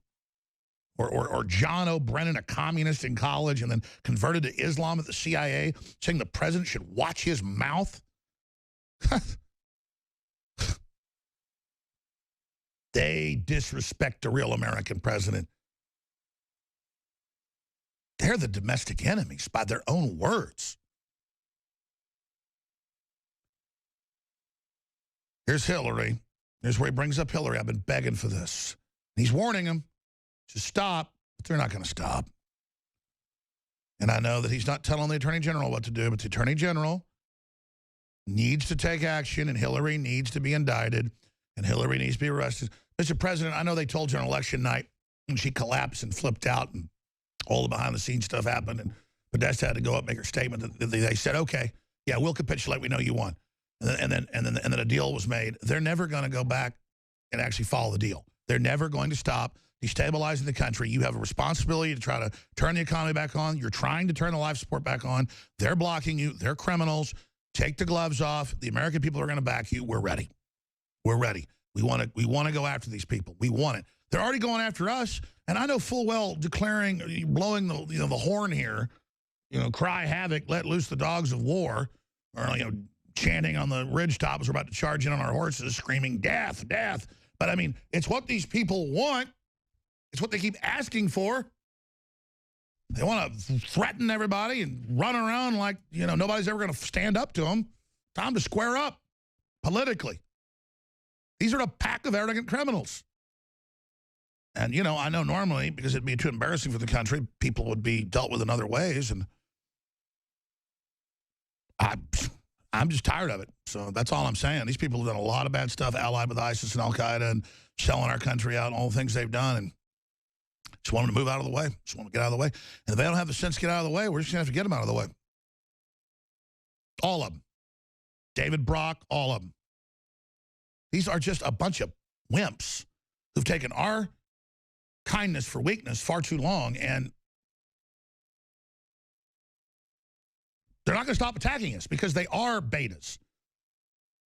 Who do you think is into all the stuff and Hillary's specialty of representing child molesters? It's who they are. I mean, they're just a pack of crap. They're twisted demons. They're not going to go away. They want to hurt this country and humanity. They want to mount our head on the wall. But I trust the president, and I see we're moving in good directions here.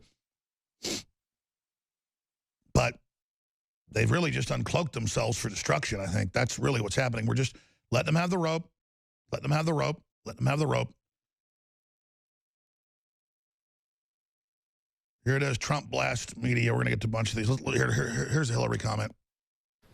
I didn't do anything for Russia. I've done nothing for Russia. Hillary Clinton gave him 20% of our uranium. Hillary Clinton did a reset. Remember, with the stupid plastic button that made us all look like a bunch of jerks? Here, take a look. He looked at her like, what the hell is she doing with that cheap plastic button? There's a longer clip. Maybe we can find that. It's powerful. It's all just like stupid crap. Yeah, like the Russians would think if she brought a button and we're going to push it together. The Russians are like, just deal straight, because the Russians will be Machiavelli if you want to be, but just the world just wants straight dealing. We're all tired of it. Let the age of chivalry return. Let the age of, we're going to be totally clean about this until you get dirty. And when you get dirty, we're going to be more dirty than you never imagined. We don't just run around being dirty because it's fun to be dirty. And, we're General Hayden in his little spaceman uniform, like, I'm in full command. And all these other people, it's just like, give me a break. Give me a break. I mean, good God.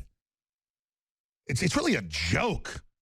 I mean, that's the thing. It's like, it'd be one thing if they were evil and like big and powerful or something. They're not. They're just the biggest, weakest scum the world's ever seen. We'll be back with the third hour. Mark Dice coming up, a ton of news. More Trump clips back in 70 seconds. Spread the word. You're the power. I need to tell you, spread the link, Infowars.com/show. Mark Dice is coming up live in about 6 minutes. But first, here is his key video report. Trump toys with the media. President Trump was toying with the fake news networks again today, causing several of the clowns to almost cry afterwards and complain about the way that he's treating them. Here's what happened when the counterfeit news network's White House correspondent Jim Acosta asked his question, the same clown who Trump called fake news at a previous press conference. The tone, Jim, if you look, the hatred, sometimes somebody gets, well, you look at your show that goes on at 10 o'clock in the evening. You just take a look at that show. That is a constant hit. The panel is almost always exclusive anti-Trump. The good news is he doesn't have good ratings, but the panel is almost exclusive anti-Trump. And the hatred and venom coming from his mouth, the hatred coming from other people on your network. Now, I will say this. I watch it. I see it. I'm amazed by it. And I just think you'd be a lot better off. I honestly do. The public gets it, Look, when I go to rallies, they turn around, they start screaming at CNN. They want to throw their placards at CNN, I think you would do much better by being different. But you just take a look. Take a look at some of your shows in the morning and the evening.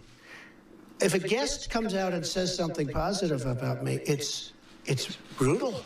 Now, they'll take this news conference. I'm actually having a very good time, okay? But they'll take this news conference. Don't forget, that's the way I won. Remember, I used to give you a news conference every time I made a speech, which was like every day. Okay? No, that's how I won. I won with news conference and probably speeches. I certainly didn't win by people listening to you people, that's for sure. But I'm having a good time. Tomorrow they will say, Donald Trump rants and raves at the press. I'm not ranting and raving. I'm just telling you, you're dishonest people. But I'm not ranting and raving. I love this. I'm having a good time doing it. But tomorrow the headlines are going to be Donald Trump rants and raves. I'm not ranting and raving. Go ahead. Just one more follow-up. Should I let him have a little bit more? What do you think, Peter? Peter, should I let him have a little bit more? Sit down. Sit down. Just because of the attack of fake news and attacking our network, I just want to ask you, sir. I'm changing it from fake news, though. Doesn't that undermine? Very fake news. I know, but aren't you? Go ahead. Real news, Mr. President. Real news. Chuck Todd, the host of Meet the Press over on NBC, Nothing But Clowns, tweeted out, "This is not a laughing matter. I'm sorry. Delegitimizing the press is un-American. What about constantly comparing Donald Trump to Adolf Hitler, you idiots?" Like Jake Tapper, who tweeted this out after the press conference, Trump tells Jewish magazine reporter to sit down, but blames anti-Semitism on the other side. Yes, apparently it's anti-Semitic to tell a reporter to sit down when it's not their turn. Here's Shepard Smith, the future MSNBC host, who for some reason still over at Fox News, almost crying about the way Trump treated the press today. You call us fake news and put us down like children for asking these questions on behalf of the American people is inconsequential. The people deserve that answer. No, Shepard, you deserve to be fired. And he probably would have a long time ago, except Fox News is probably afraid that he would sue them for discrimination because he's gay. Let's check in with Jake Tapper over at the Clown News Network to see how he is responding to this hilarious press conference. It was a wild press conference, and I think that, first of all, purportedly, the purpose of it was to introduce his new Secretary of Labor nominee, Alexander Acosta. He spent the first part of his remarks talking about accomplishments that he thought the media, the fake media, whatever he wants to call us, were not paying enough attention to. But then, instead of focusing on his accomplishments and offering an optimistic, positive view of what he's doing for this country, it was an airing of grievances. It was Festivus. It was someone complaints being able to stand up to us when we just want to chain you down and beat you up. It was wild, and I can't believe that there are Republicans. And he was fighting back against us and not letting us run things. That might play well with the 44% of the population that voted for the president. No. It's now 55 in Cook polls. It's like 65 in reality, Dumbo. That guy is not focused on me. I don't even know what he's focused on. Wrong answer. Americans are watching this and thinking, finally, we have a president who speaks his mind and is calling out these scumbag mainstream media for the clowns that they are. I'm Mark Dice. Thanks for watching. Subscribe to the channel if you're new and check back here every day for new reports. We're getting close to 1 million subscribers, so thanks again, and stay tuned. New reports every day. I love it. We'll be back with Mark. We had a totally divided country for 8 years, and long before that, in all fairness to President Obama, long before President Obama, we have had a very divided. I didn't come along and divide this country. This country was seriously divided before I got here. We're going to work on it very hard. One of the questions that was asked, I thought was a very good question, was about the inner cities. I mean, that's part of it. But we're going to work on education. We're going to work on we're going to try and stop the crime. We have great law enforcement officials. We're going to try and stop crime. We're not going to try and stop. We're going to stop crime. But it's very important to me. But this isn't Donald Trump that divided a nation. We went 8 years with President Obama, and we went many years before President Obama. We lived in a divided nation. And I am going to try. I will do everything within my power to fix that. Mark Dice is our guest. You know, I remember Mark Dice, I guess on the show like 10, 12 years ago, whatever, doing his work, media analyst, degrees in that, salesman as well, author. And I remember just telling him, man, I'm not being patronizing, I'm just saying this is an example of where I was right. I said, stop trying to have shows on national TV. They're always going to censor you. And he's had some shows on national TV and hosted some things. And I remember getting really depressed like 4 or 5 years ago about it. and get mad at me about things or whatever. And I remember calling him. I said, you're one of the most talented people I know. If you'll just start doing stuff every day and just forget about trying to be a success, because I've been like this too. Everybody has. This is somebody trying to help somebody who's a little bit older than them. Not that I have all the answers. And I said, if you'll just do it, because I know you care, you'll be super successful because you're so smart and do a great job. But don't get mad at me for the fact that, you know, in some of our dealings, you've not had as much success as you'd like. And I don't mean to bring up personal stuff here on the air. It's just that I'm so proud of the fact that he's almost got 1 million subscribers on YouTube. And he's brought all these books back into print and has bestsellers and, you know, has done so much. Because look at Paul Watson. Paul Watson, I mean, I can tell you, almost reaches as many people as I do now, okay? And I hope Paul gets way better than I do. See, here's the deal. I'm not in competition with other men that I be better than them at everything.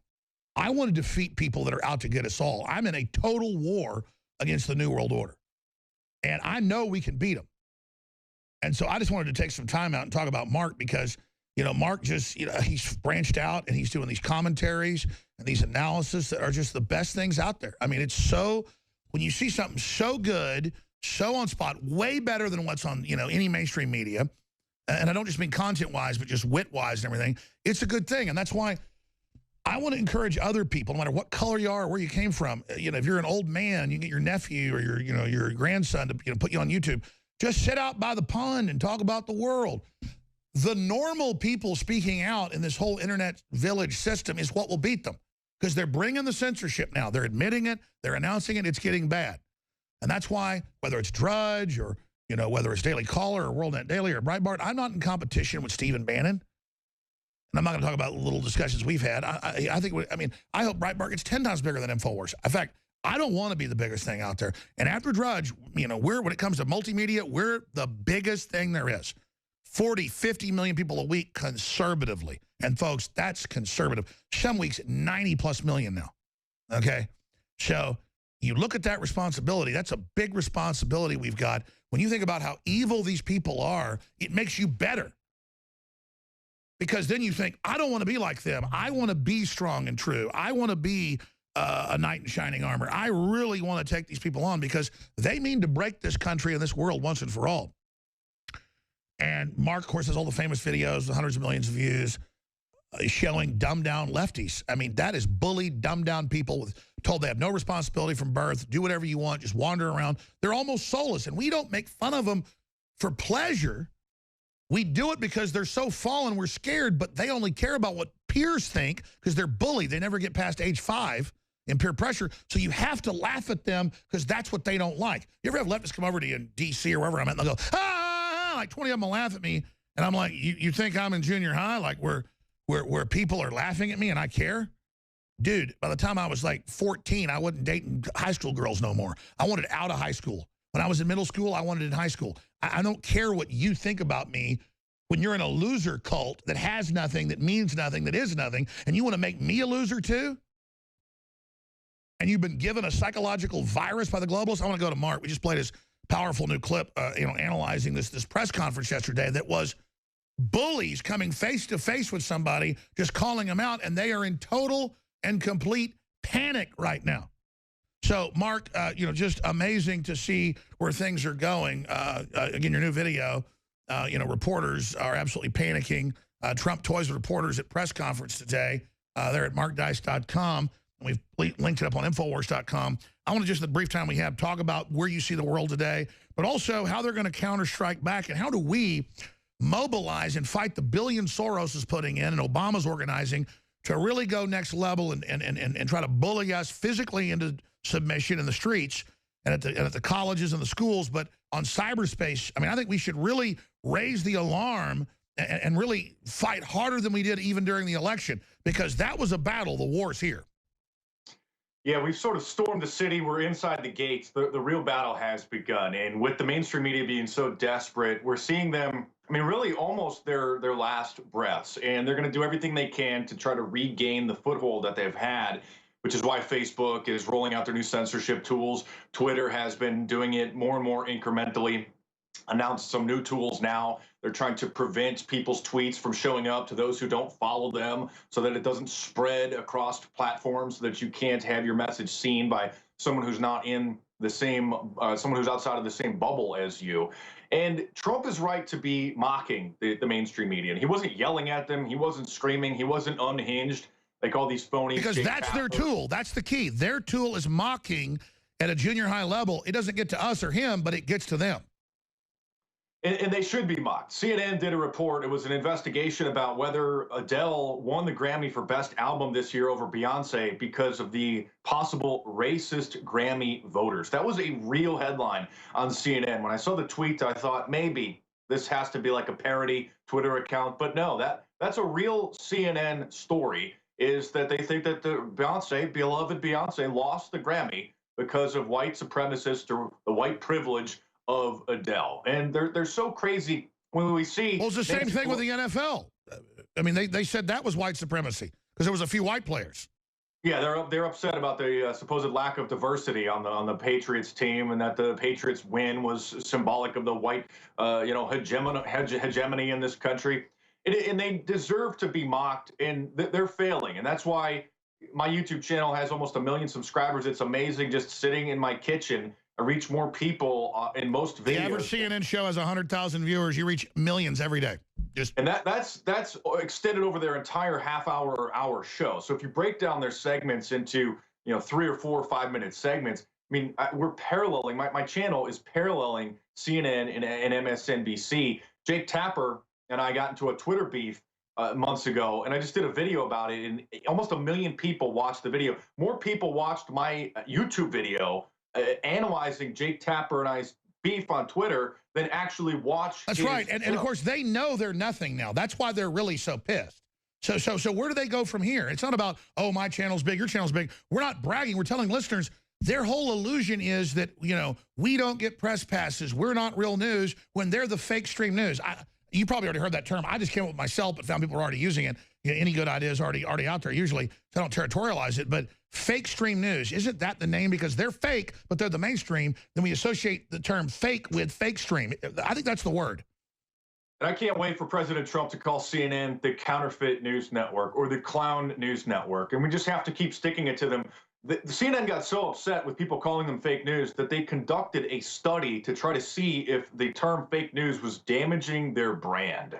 And of course, they that's why if people say fake news on there, even Bernie Sanders is a joke, they cut his feed. It's an order that if somebody says that, you cut their feed. The mainstream media, they've already been destroyed. Their brand is already filth. Don't they get that? No, they don't. We have a YouTuber, PewDiePie, who is the most popular YouTuber ever. 53, maybe 54 million subscribers. And CNN fake news brought him down. Yeah, a coordinated attack between the Wall Street Journal and other major media outlets tried to smear him as a white supremacist. We have tech magazines like Wired, which have been going political in the last year and a half, trying to bring down Trump with stories that have nothing to do with politics or tech or with tech whatsoever. They're just literally tech magazines, sports magazines, ESPN, Deadspin. All these non-political outlets are becoming political in stories that really have nothing to do with what their core readership is. And so the mainstream media trying to smear PewDiePie as a hero of white supremacists, that was a real headline on a They just wanted to set the precedent to ban somebody who was #1 to test. Can we ban someone completely innocent, who I think puts out a bunch of crap drivel, but is certainly not even anywhere near racist? I mean, can we shoot down somebody who has tens of millions of kids watching him every day? We don't want that. We want to teach them how to be trannies and give blowjobs and commit suicide and hate themselves. We don't want them watching this guy. They were just jealous of him because he wasn't teaching them how to commit suicide. And so they said, how do we get the kids back with us learning how to commit suicide? So they banned him. Yeah, I mean, you'll never see BuzzFeed have any of their videos censored or have the ads stripped. And for well over a year, even a year before it became common knowledge that YouTube was censoring ads, us YouTubers in the alternative news community knew that this was happening, but it wasn't until a bigger YouTuber decided to talk about it or became aware of it that it started trending on social media. So we were a year ahead of the curve seeing the censorship, trying to strip ads from our channels because they don't want us to be able to be funded in order to do this. And that's one way at them trying to censor us. Sure, and that's why I've been telling you, and you've been doing this for years, yourself, yeah, books are great, but people don't buy a lot of books, put out a film, do whatever, have a coffee mug, whatever. People understand they're trying to strangle us. You just say, hey, I got a couple products here. You can maybe give a coffee mug to somebody. They'll tune into the show, you know, $10. I make $5. I need your support if I'm going to do this. People get that. They want to support you. So I've just been saying for years, get some swag, you know, because markets, people want to support you. I want to see you with a whole operation. I want to see you, you know, rivaling InfoWars. You know, it's been really amazing, and it just goes to show that with dedication and hard work and with a mission, you can become an incredible success. And there was a time where I thought, oh, you know, nobody's watching my videos. Oh, no, I remember talking to you like 4 years ago, and I'm not trying to brag about this, but was my pep talk not right? Yeah, it was great, man. And, you know, you've been a great inspiration for me, and you've paved the path. It's been amazing to watch your career expand and really. But I don't want to get into me. I want to talk about you, because you're the you know, kind of a prodigal son for a little while. And I'm just saying, you know, it's good to set an example of not being, you know, kind of a chicken, you know what, on my end, if, you know, turn on the other cheek. And but that's all the Bible. There's times to do it, times to not. But I'm not bragging about what I did. I just really value you in the fight against the globalists. We need you. And I'm just glad you got out of that. For other people that get into infighting and that virus they try to push on trolling on the web against ourselves, we've got to get through that, because people think that's the path of success when you don't have immediate, you know, success to take care of yourself, which you're doing this because you love the truth, but you need to be able to take care of yourself, you know. And so I get it, but I was just saying, truly be yourself. Quit trying to have a show on national TV. You will be huge. You did it, and you went from huge to gigantic. So I'm just saying, your testimony to other people out there about the path to real success fighting tyranny. You know, when I had meetings with, I literally had a meeting with CNN. No, they called you in and said, we want you to pledge to Satan. No, I've been there when I was 14. I know. So they tell them, they call you and they say, we want you to worship Satan and be part of the group. No, I get it. Tell folks about that. Well, a couple years ago, I had meetings with most of the major networks about, you know, hosting a show, an investigative, you know, kind of conspiracy type of a show. And one of the heads of one of the major studios, I mean, we got into a spiritual discussion, and he did overtly indicate that he liked Satan. He thought Satan was the savior. And I'm sitting there, they're so surreal. The Hollywood sign is literally right out the window in his office. Just, you could see it off in the back. It was so bizarre. And I had a meeting with CNN, and later on the studio started telling me, and of course I never would have went to work with them. I even told the studio, which is, for those who don't know, studios are independent companies that produce shows for networks and then sell them to networks. So CNN didn't really know what they were getting into. It was just a meeting with another studio pitching a show to their network. So I went there.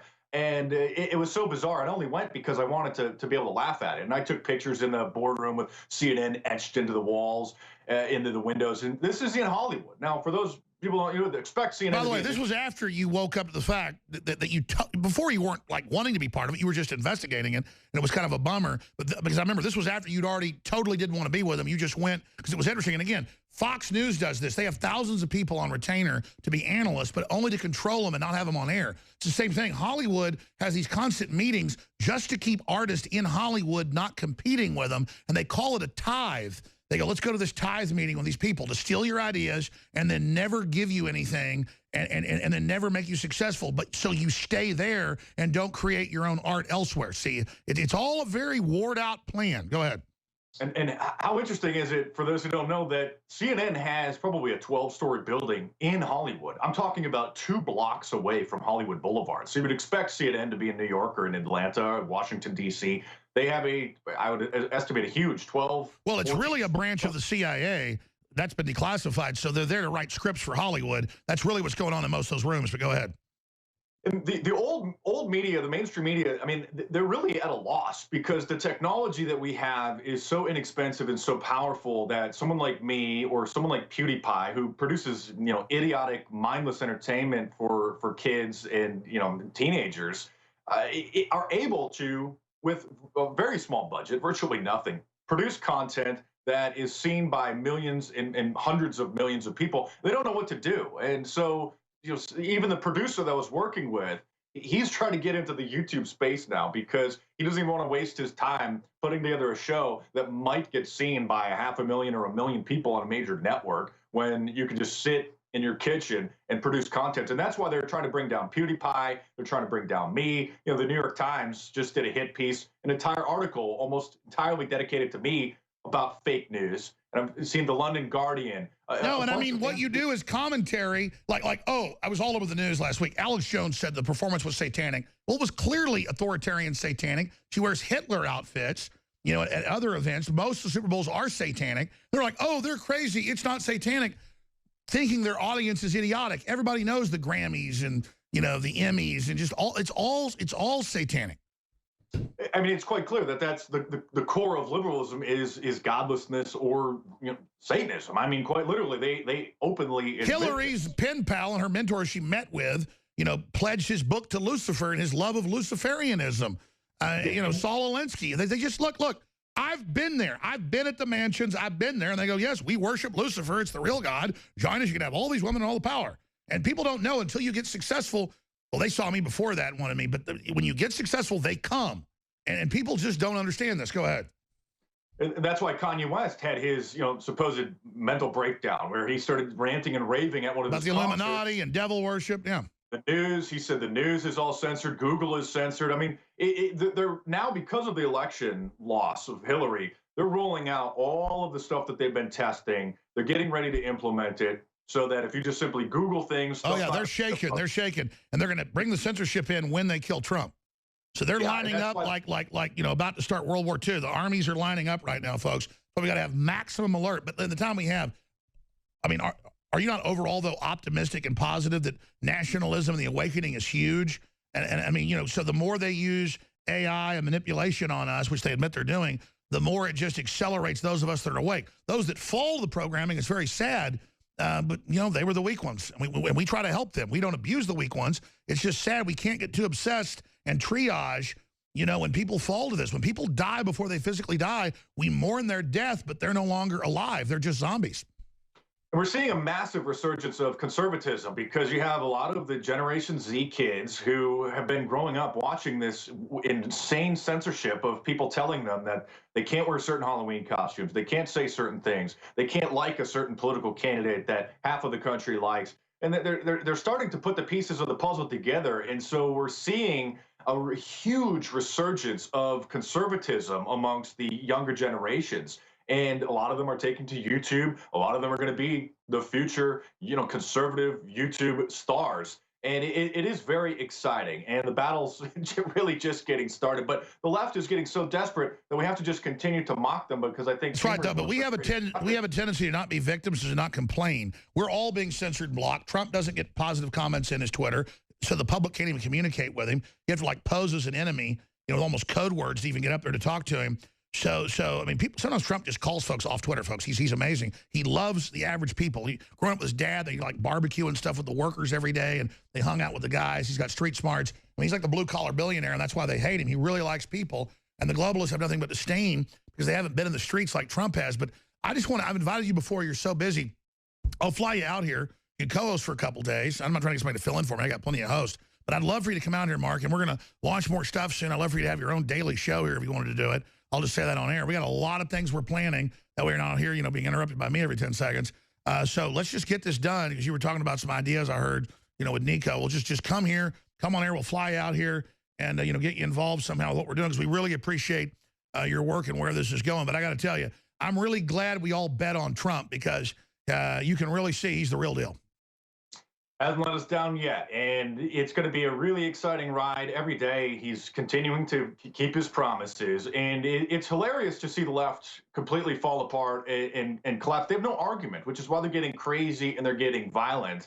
And you know what? I got to hold you over. Can you do 5 more minutes? Because I just forgot something. You started calling yourself the Resistance. I mean, I'd called it that too, but you branded it as that kind of a Terminator deal. If you're listening to this, you're the Resistance. That's good. I'll say that too. I've been saying that for like 15 years, whatever, 10 years. I forget, but they're now saying we're the Resistance, we're the Resistance. The big corporate media, the Saudi Arabians, the Chinese, the EU, the mega banks, you know, they're all the whole media attacking Trump and us, and they're the Resistance. So you're the guy that first really started using that. I want to ask you when we come back, Mark Dice, markdice.com, and people say, oh, that's just his website. We go to his YouTube or Facebook. He doesn't control it. They can take it away at any time. Go to his website. Get on his email list. Us too. You know, just again, I'm going to talk about that too when we come back. Because how do we really get folks to truly come together so they can't censor us? I've got a plan. I want to hear what Mark thinks.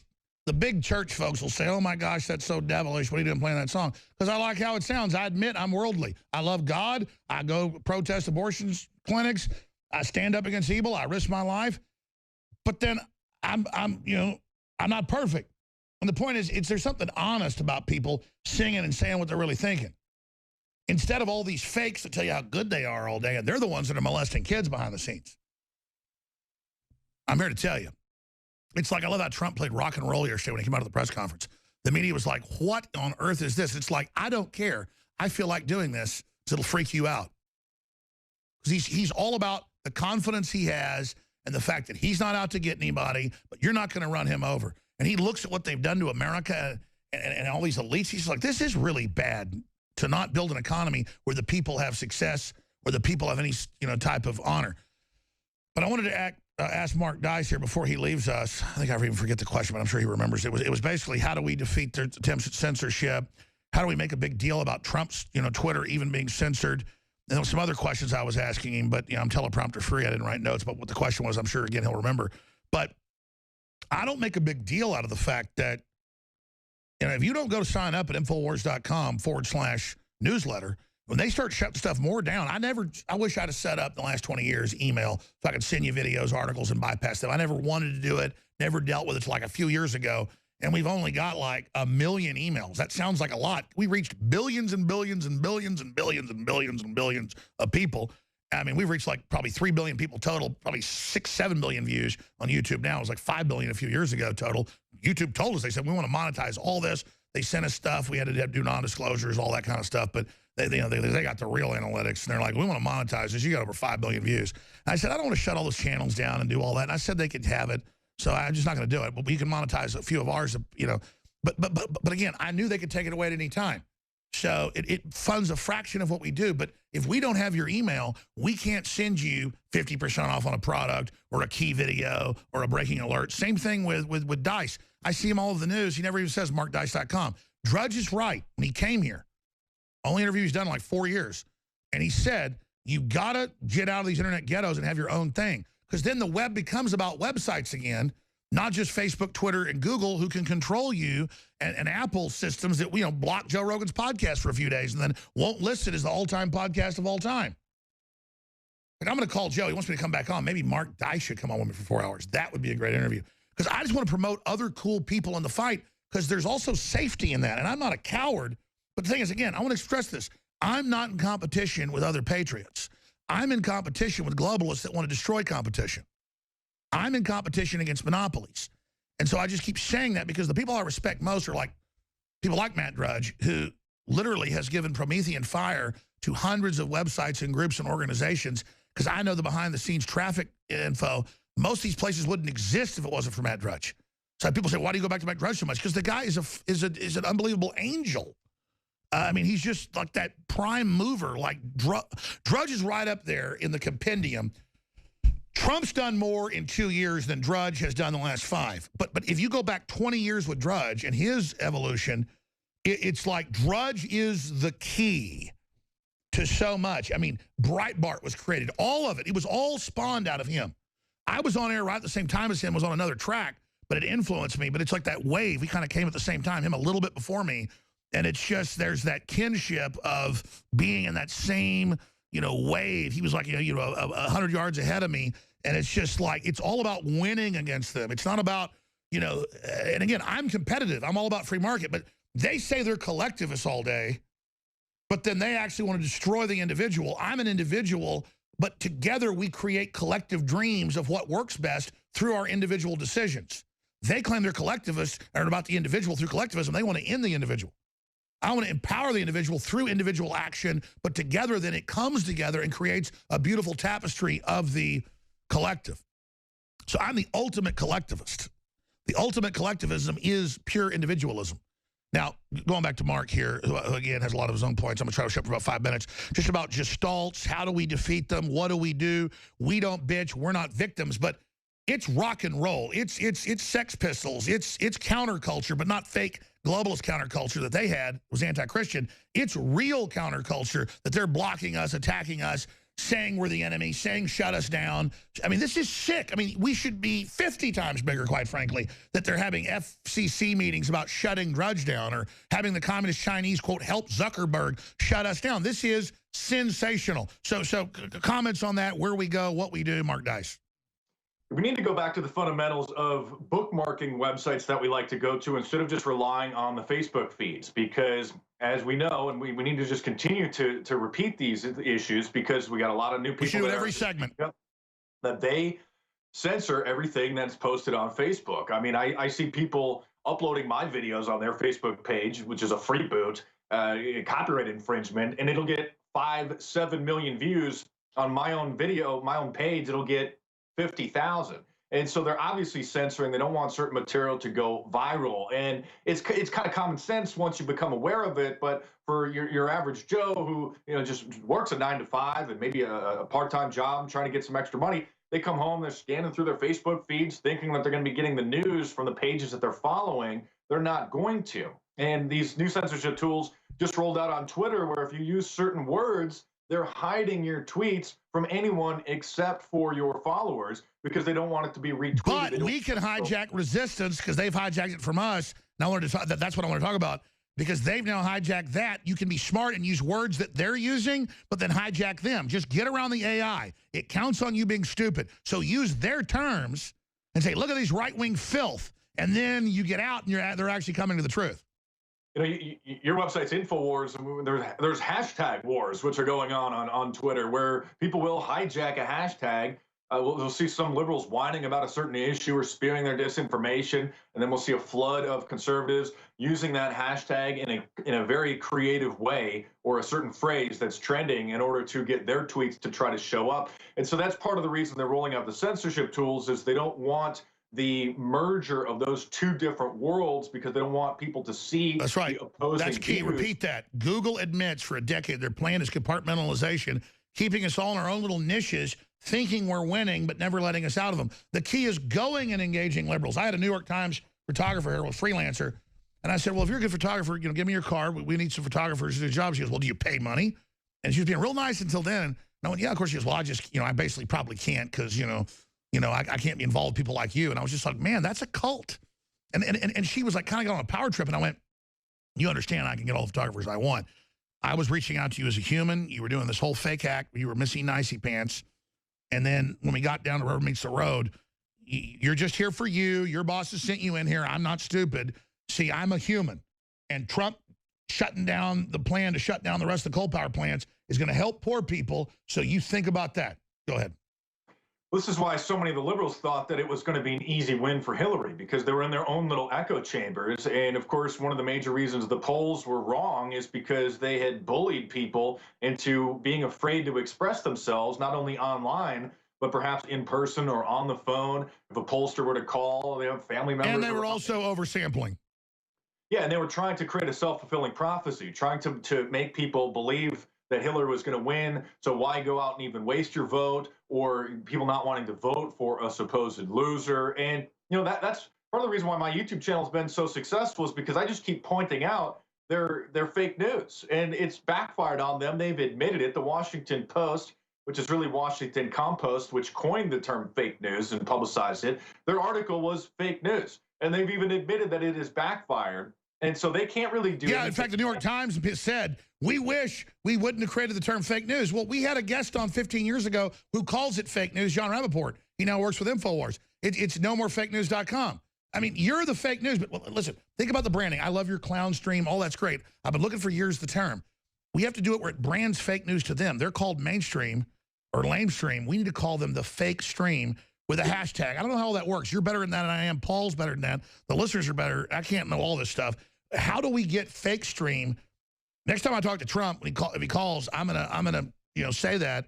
But separately, look at this though, because look, I mean, I knew about this when he got in the White House back on the 20th. I was told about it, and I'm just gonna leave it at that. That you could call a number, a direct one into his office. I mean, I still have it. I shouldn't even said that part. Anyways, and then he also sits there at the main switchboard with stuff flashing up calls every millisecond, looking at numbers, and then he randomly picks it up and talks to people because he really likes him and his dad were just addicted to talking to people in the streets. They're like blue collar. And he just loves that feedback. He hates fake people.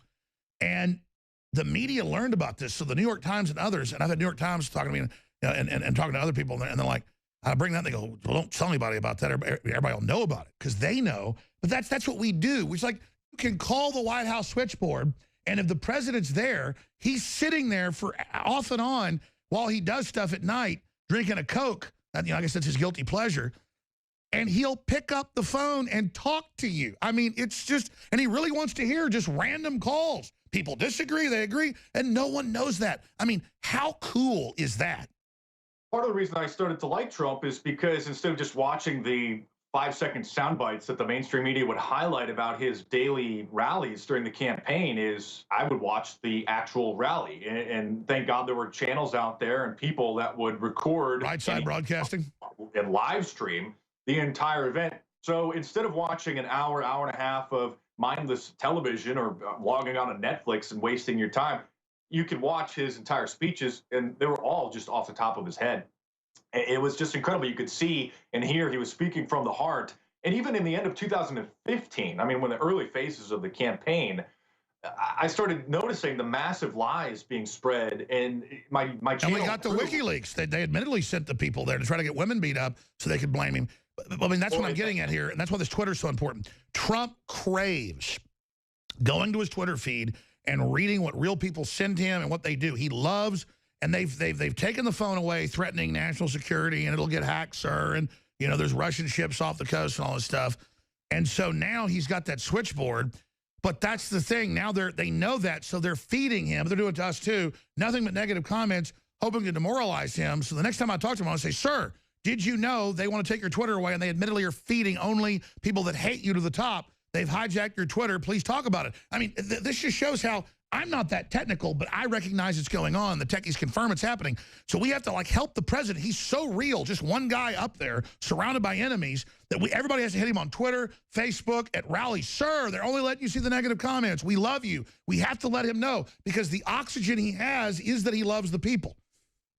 And I think since his kids are in their 30s, his son-in-law is in his 30s as well, very tech savvy. Jared Kushner, obviously largely credited with helping him surge through his knowledge of social media. And so he is getting this information, even if his analysts are not going to be feeding him the info. He has his family, which sort of grew up with the emergence of social media, were able to give him this information, which obviously they're in a sense advisors.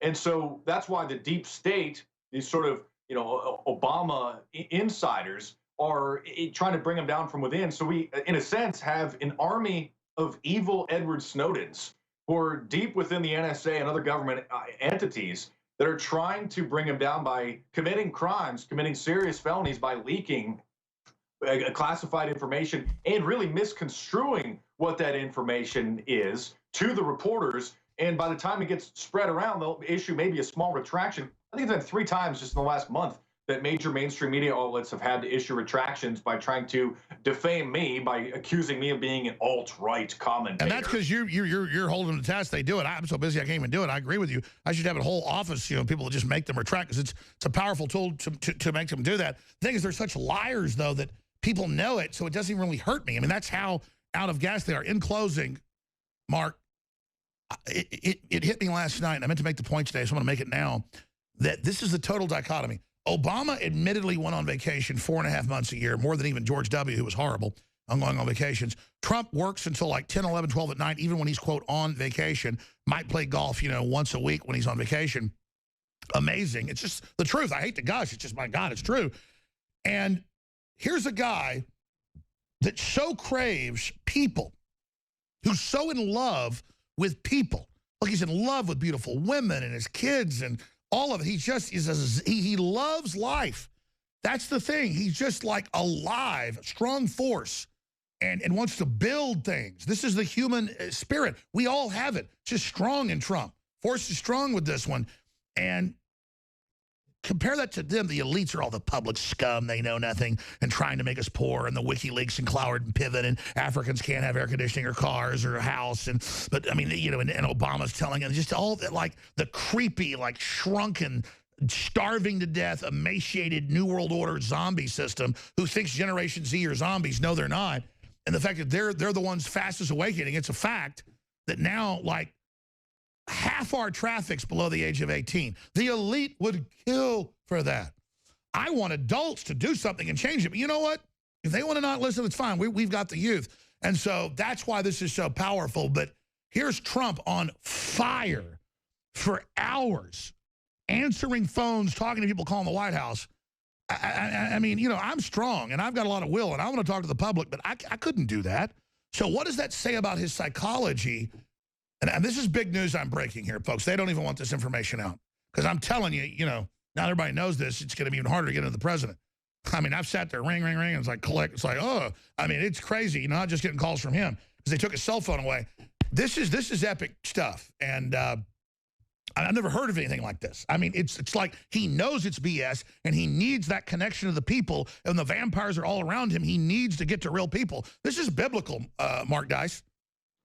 No, it is. I believe that he's an agent of the Lord that is shaking the corrupt system. We were right on the edge of no return, the point of no return. And that's why these liberal establishment elitists over at CNN, the Clown News Network, the Counterfeit News Network, and NBC, nothing but crap, Chuck Todd and all these mainstream leftists, they don't even understand it, or they're really dumbfounded after Trump. Well, he said in the national inauguration speech, he said, it's you, you're the people, you're humanity, you're the power. He goes, it's you, wake up.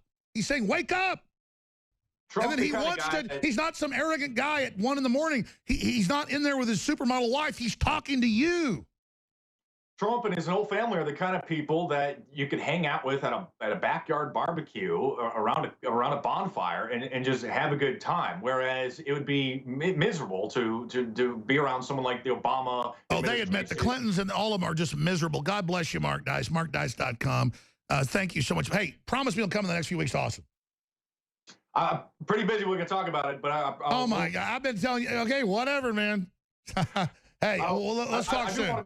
One of my biggest frustrations is that I did not go to your phone calls. We have so many clips and guests, but I'm going to really work on it next week and ask the producers to stay on me about taking your calls, because sometimes it's so amazing to take your phone calls. Just a little bit of funding. We got great fluoride-free, made in America toothpaste, organic, high quality, non-GMO. It's got peppermint and tea tree oil, but really it's got colloidal silver and the Nation iodine. Nobody's got that. It's made by the biggest manufacturer out there, but we have our proprietary blend with that added. That's available. Super Blue at InfoWarsStore.com or InfoWarsLife.com.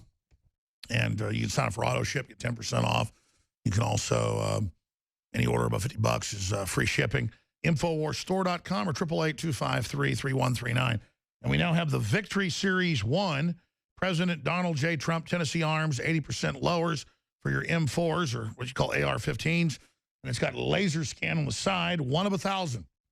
I've got 1 of 1,000 right here. We've got an image of that we can play, of 1776, reborn, 45th President of the United States, Donald J. Trump, January 20th, 2017, commemorative.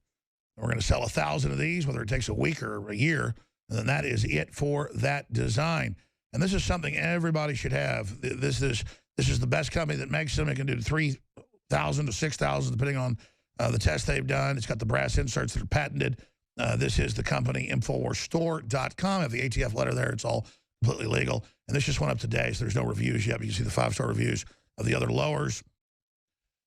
And it comes in the whole stencil, so you yourself can do it, or a machinist very inexpensively ready. Finish the 20% in just a matter of minutes. InfoWarsStore.com, and have a key part to your own rifle that is yours and private. So absolutely amazing, InfoWarsStore.com. Also, here today, Solutions from Science has the next generation of PPX model available. This new model, 60% more power. You can charge or run most of your electronic devices. It can jumpstart 10 buses in a row. Solutions from Science PPX allows you to create your own private power grid at your home or even a remote location. Go to privatepowergrid.com. That's privatepowergrid.com. If you do buy one right now, you can use promo code ALEX at the checkout, and they'll give you a second energy unit free. And it's a really good price, the price it is. So getting the second one free is just a true super discount down to almost no profit. So that's a great little portable charger system, a lot of the great stuff at privatepowergrid.com, one of our sponsors. So be sure and check that out.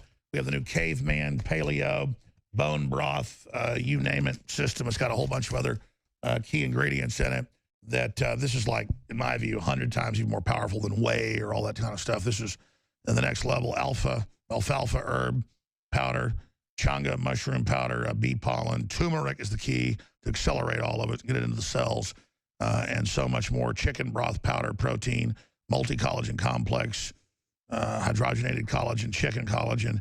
And the key is this stuff hasn't been heated up, so it's just been frozen and desiccated and the rest of it, so you get real delivery. What's in the bones is the stem cells, folks. Just give a little news flash. So InfoWarsLife.com, the ancients knew about this.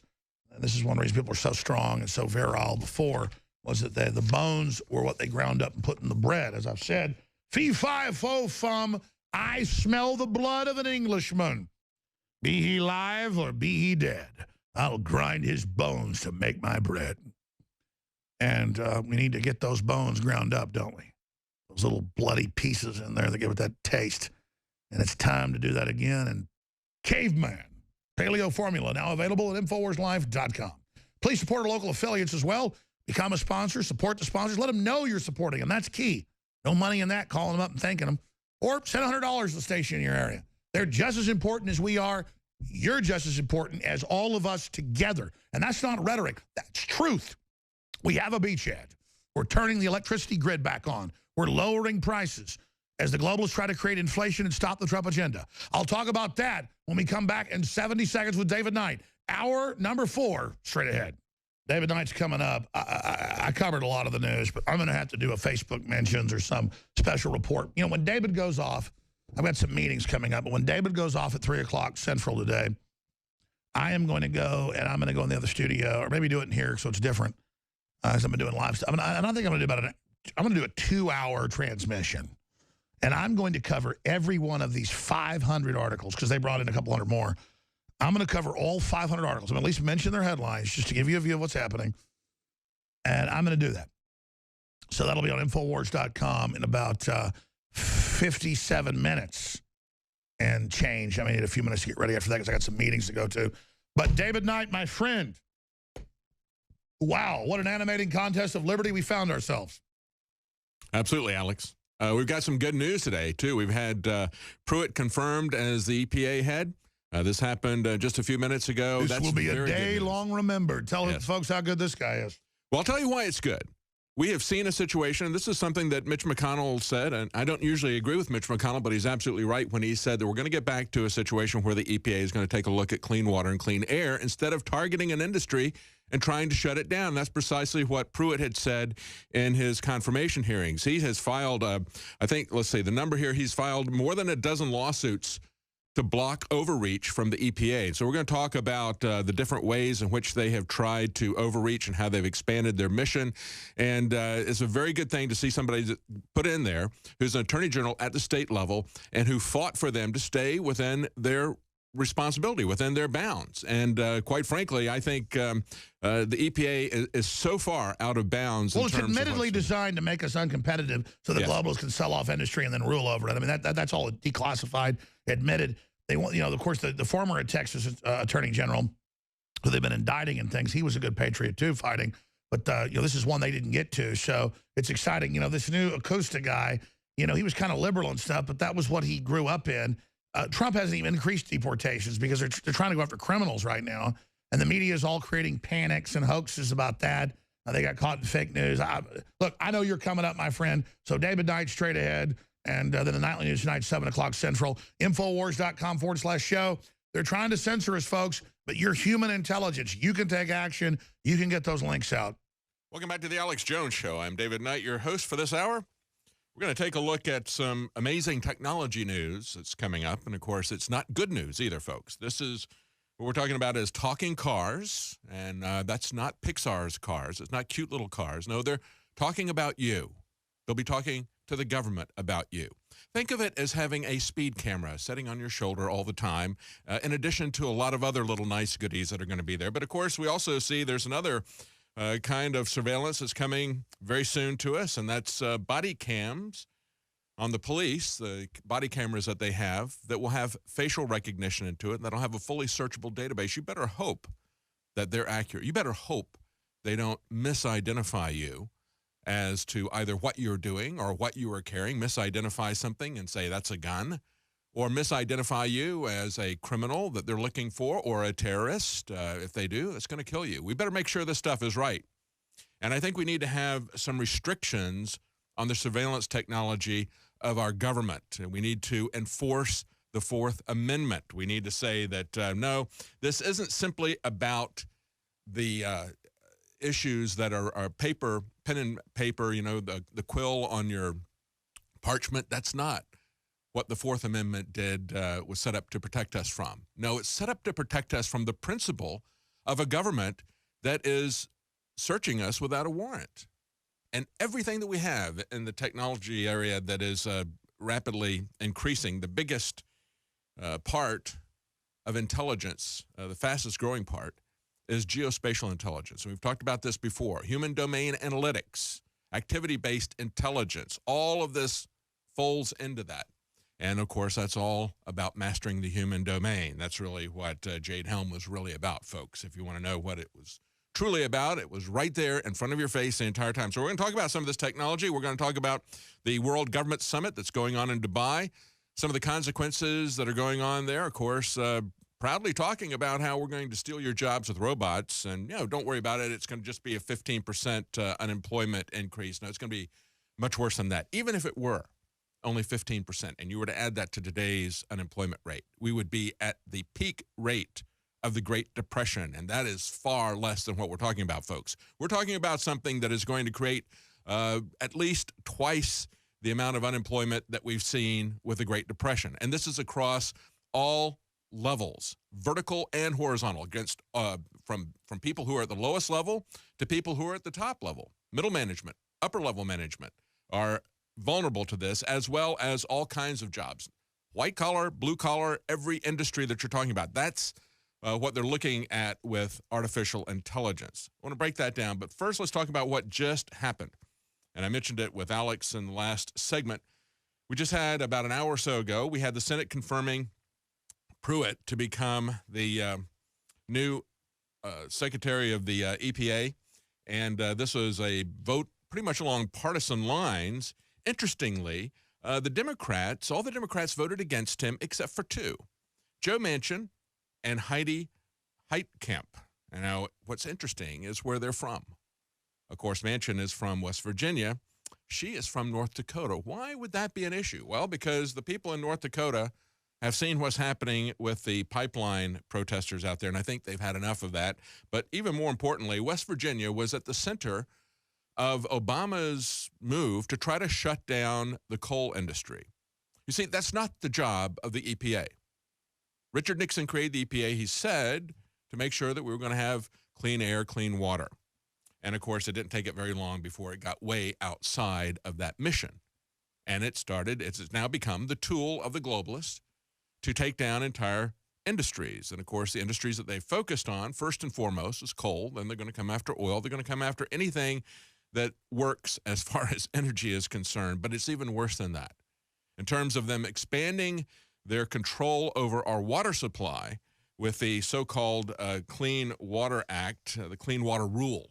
It's not an act, it's not a law, it's a rule. And this is the way they move this. We'll talk about this when we get to the vehicle-to-vehicle proposals that are coming from the Department of Transportation.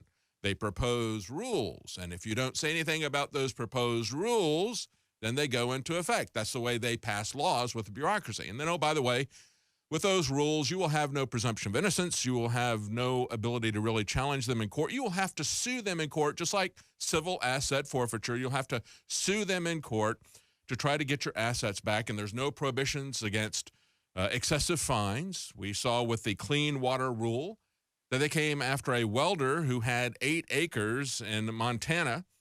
He had a stock pond that he had created on his own property. He didn't even get off of his property line. So this is not something that the federal government should have any jurisdiction under. He had gone to state and local officials and gotten approval for this project.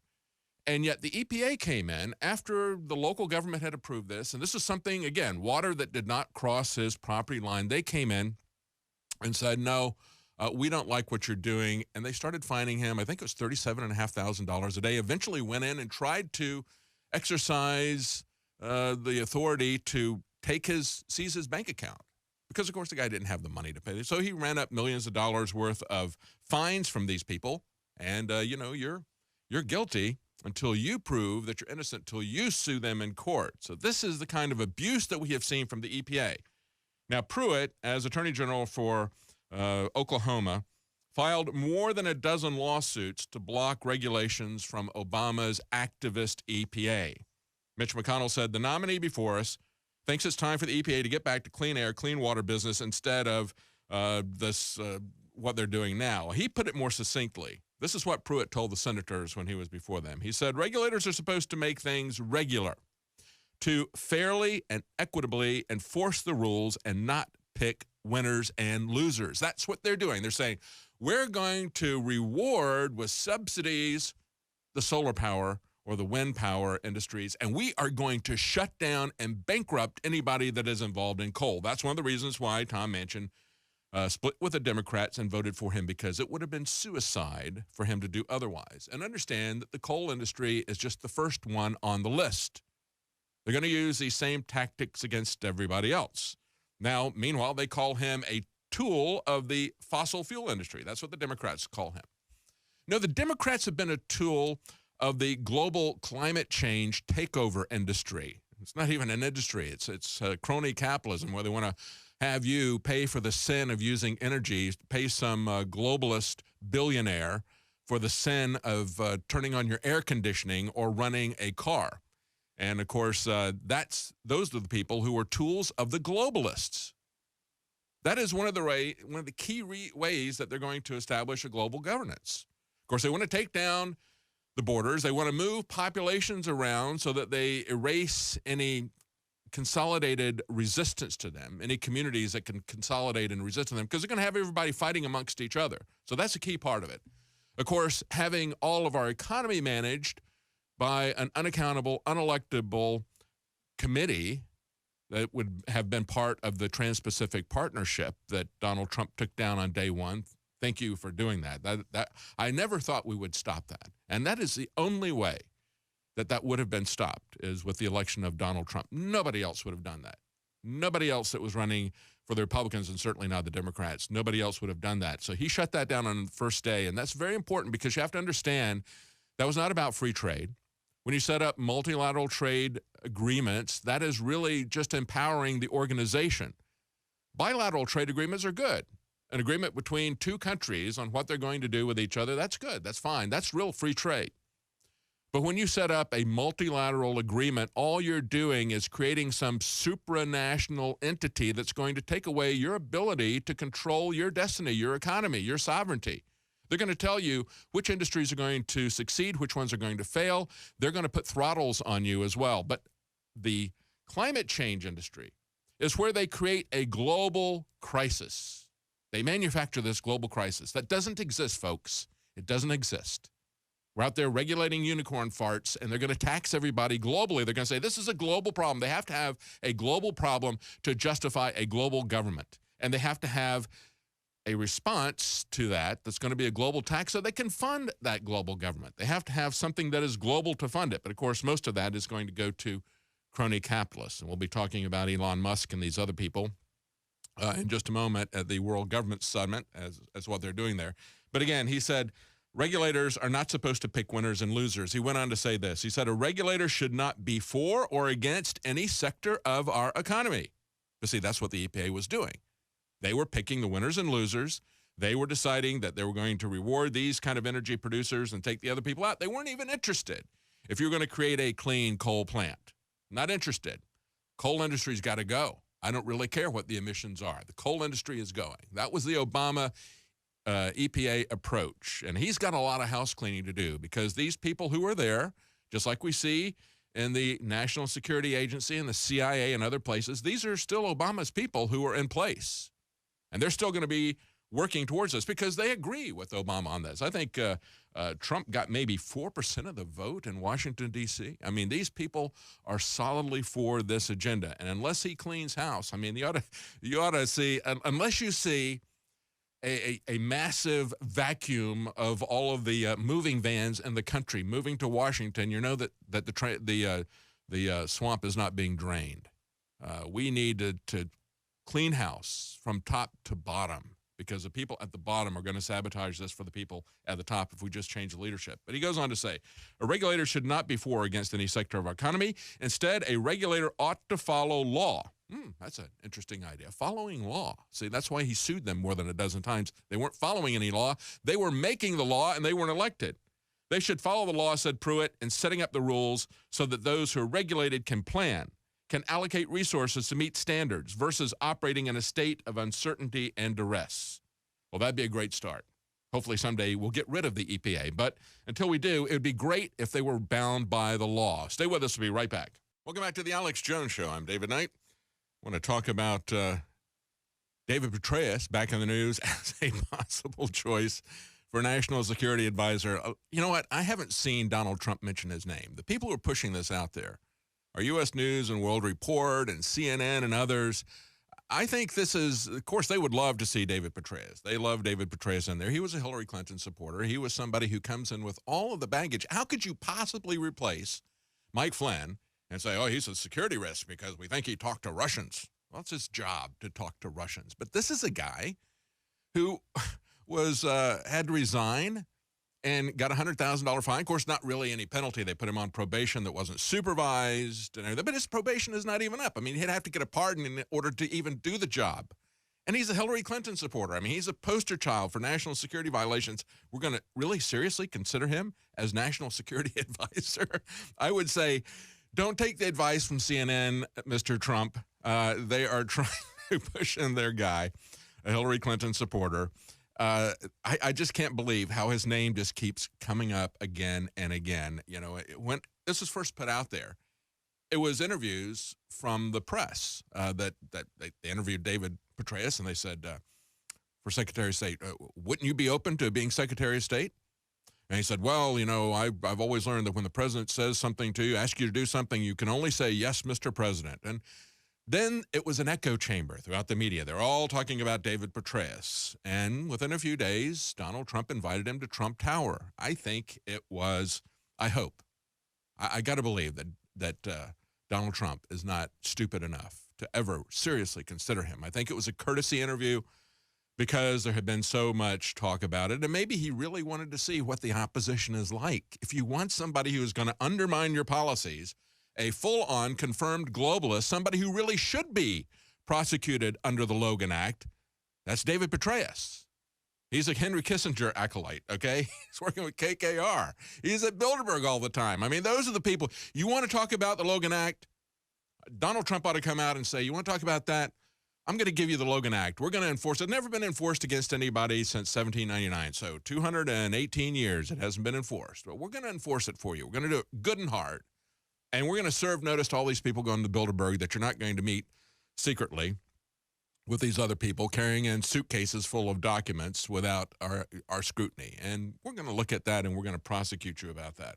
So I hope he doesn't go there. I want to talk also about what has just happened with Tom Price, our new Health and Human Services Director. Of course, he's going to be the guy in charge of what happens with Obamacare, hopefully shutting that down. But before I get to that, I just want to point out our new product, Caveman. You know, Alex Jones provided lunch for the staff and crew yesterday, had a great lunch that he put out there. And then afterwards, we had Weldon come by and say, hey, I want you guys to try this. And is this little sip of something look like chocolate milk? And I tried it, and it tasted just like chocolate milk. And I thought, what is this? And it was Caveman.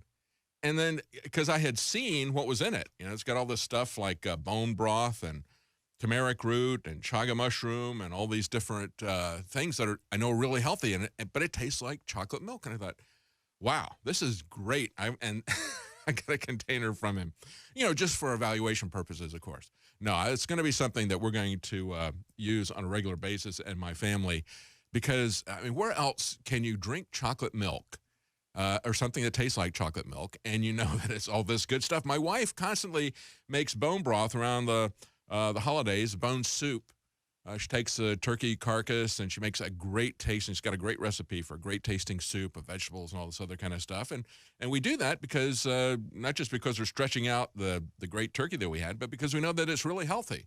And so when I saw this caveman thing, it says, bone broth and everything and turmeric root. I mean, when you look at turmeric root and you look at selenium, those are a couple of things that there's been a lot of studies that show correlations between reduced cancer risk and consumption of turmeric and selenium. Those are key things that you ought to pay for. So when I look at this and see it's got turmeric root and it's got bone broth and all this, it's like, wow, that's great stuff. But when I tasted it, that's when I realized that this is definitely going to be a staple around our household because there's not too many things that you can get that taste that good, that are that good for you. So again, Caveman, the ultimate new paleo formulation, InfoWars Life. It's high-quality bone broth that helps to support healthy muscles and connective tissue with active compounds, and turmeric do battle on the cellular level, help to fight free radicals. The collagen works to aid healthy tendons, ligaments, and muscle tissue.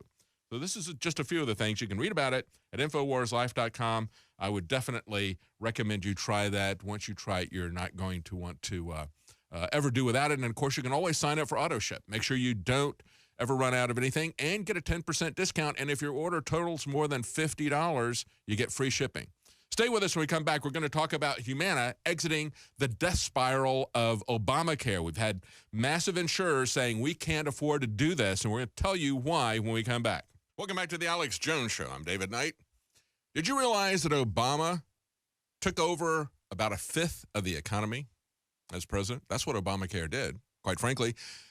We have about 19% of our economy is in the healthcare industry. And what he did was he tried to take over the healthcare industry. Now, he didn't do it as socialism. Obamacare is not really socialism. Obamacare is fascism.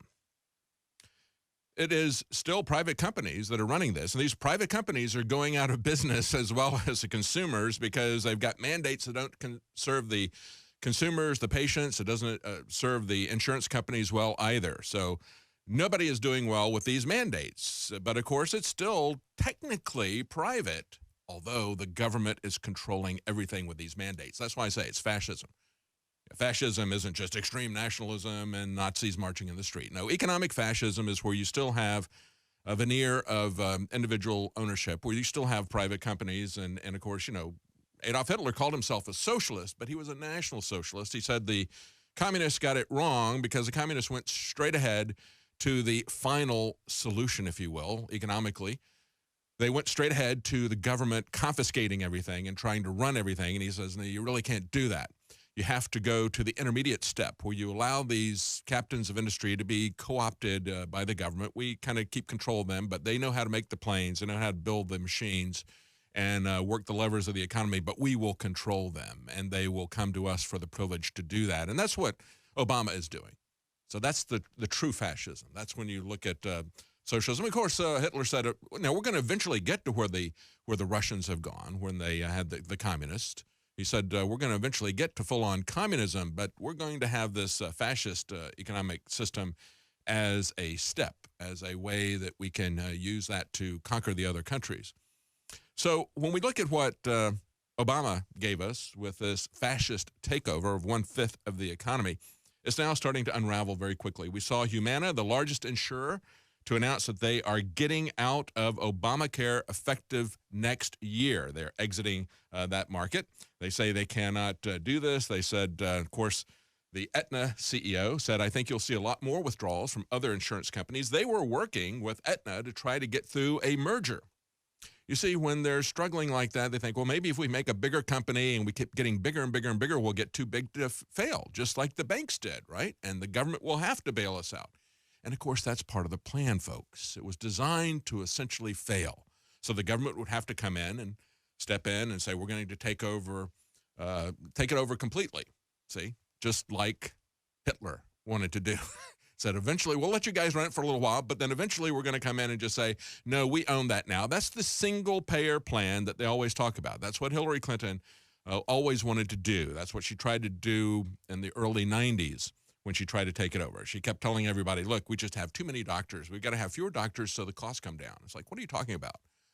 Under what system, when you have less competition, do prices actually go down? Of course they don't. And so we had Aetna and Humana tried to do a merger, and we had a federal judge say, no, we want competition between these two.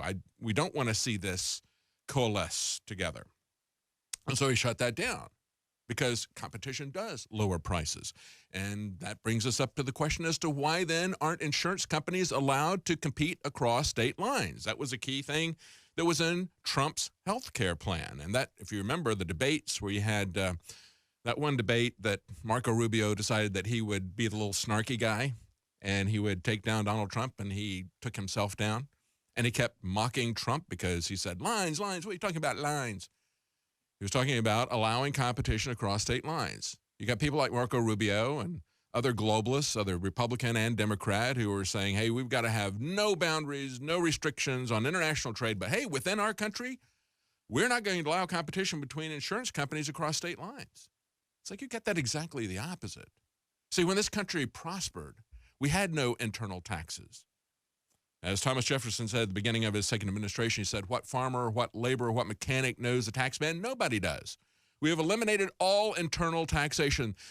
A constitutionally sized government, which we are so incredibly far away from, but a constitutionally sized government could be run just on import fees, just on taxes at the border. And it's interesting that if you look at the beginning of the 20th century, when they went to free trade, what did they do? They took the trade off, they took the taxes off at the border, and they put taxes on us internally. That's when we got the Federal Reserve, we got the income tax. That they went just the opposite way of Thomas Jefferson. And we've been running as fast as we can in the opposite direction of Thomas Jefferson ever since. And interestingly enough, today I saw that at his alma mater, William and Mary, where Thomas Jefferson went to school, they actually had people defacing his statue. Black Lives Matter people defacing his statue. Profound ignorance. People who are slaves and they don't know it. They put on Thomas Jefferson's statue. He owned slaves. Well, you know what? The most pathetic people are the ones who are slaves and they don't even know it. If you read Thomas Jefferson's writings, you would stand up for yourself and you would take back your freedom. But no, they'd rather just deface his statue rather than to understand what he was saying. And there's a picture of they put blood on his hands, as they say. They put some red paint on his hands. But getting back to health care, because what we've got in Congress is we got 3 or 4 competing plans amongst the GOP. And we got Paul Ryan, who really doesn't want to repeal it. You got to understand that. Paul Ryan, 5 years ago now, Paul Ryan was the running mate of Mitt Romney. And we had 2 hand-picked establishment candidates, Romney and Obama. And whoever won, it was going to be their job to deliver government health care to the globalists, Obamacare or Romney care. Take your pick. Romney had already done Obamacare in Massachusetts as governor. That's why he was put in that position. You know that's why he was put in position, and it didn't really matter who won. We were going to get Obamacare. It could have been called Romney care. And, of course, Paul Ryan is part of that establishment. He does not want to repeal these mandates. He's dragging his feet on it. There's 3 or 4 plans that are there. And, of course, first voters got rid of Democrat congressmen and senators so that we would have Republican majority, but they still wouldn't do it. And they're not going to do it unless Donald Trump takes control and says, here's the plan. And yesterday he announced in that long press conference that he is going to come up with a plan and present a plan at the beginning of March. He said the beginning to the middle of March. That's exactly what must happen.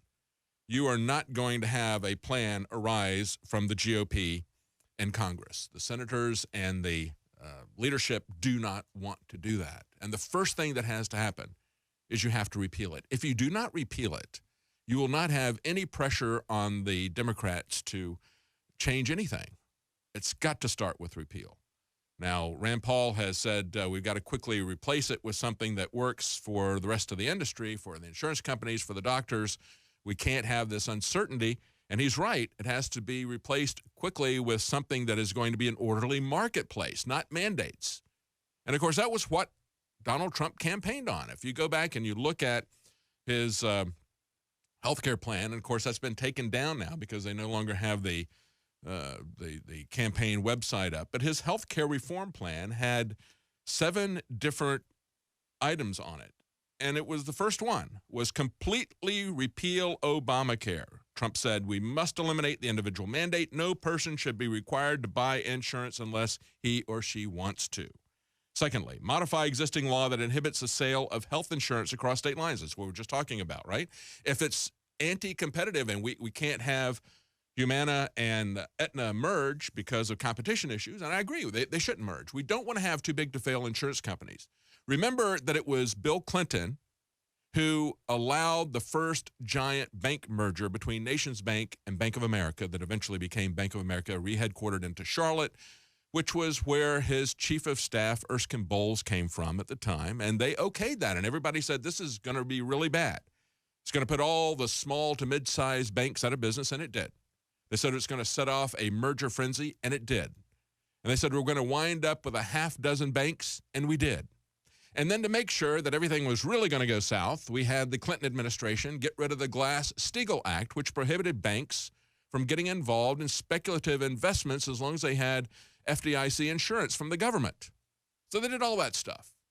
So he repeals Glass-Steagall, and he authorizes and sets off this merger mania of the banks. So we wind up with too big to fail banks that we have to bail out, and they get into trouble because of their speculative investments. Now, if we do the same thing with insurance companies, I'm glad this first failed with this federal judge. I hope they don't appeal this. It looks like now they're going to back down. There was another one that was in the works. There was a Aetna-Humana merger that was going to be $37 billion.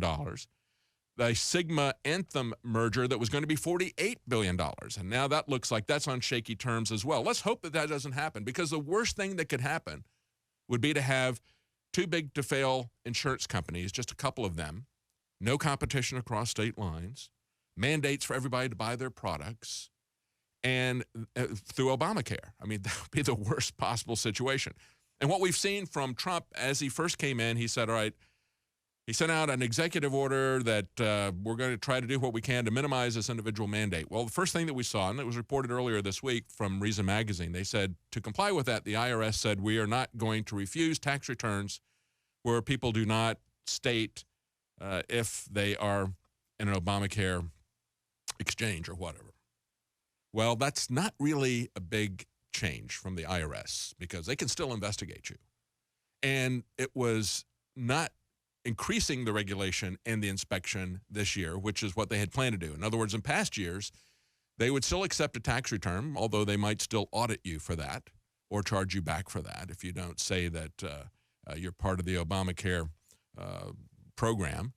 But this year they said, we're not even going to take your tax return. Now they're saying, well, never mind, we will still take your tax return. So basically they're going back to the status quo. That's why we need to see something happen quickly. Donald Trump is on it. And again, when you look at what he's talking about creating a marketplace. And I hope that he's going to go down, if he went down these 7 items that he had on his health care reform package that he campaigned on, we would be in good shape. Because what he wants to do is allow us to fully deduct our health insurance. Why, if it is so important, and it is, why can't individuals deduct this just like businesses do? If health care is important, then allow us to deduct our health care charges. And that's not just insurance. We need to think outside the box. We need to start thinking about health care costs. And, of course, the Obama people told us that they were doing that to try to get costs down. They said, we're going to bend the cost curve. Yeah, they bent it. They bent it straight up like a hockey stick. But we need to find ways to get that health care cost down. The real issue is not everybody having health insurance. The real issue is being able to afford health care. And if you simply subsidize insurance, you're going to get more expensive insurance. Everything the government subsidizes gets more expensive, whether it's college tuition or whether it is health insurance. So we don't need more government subsidies. Sorry, Democrats. That's not what we need.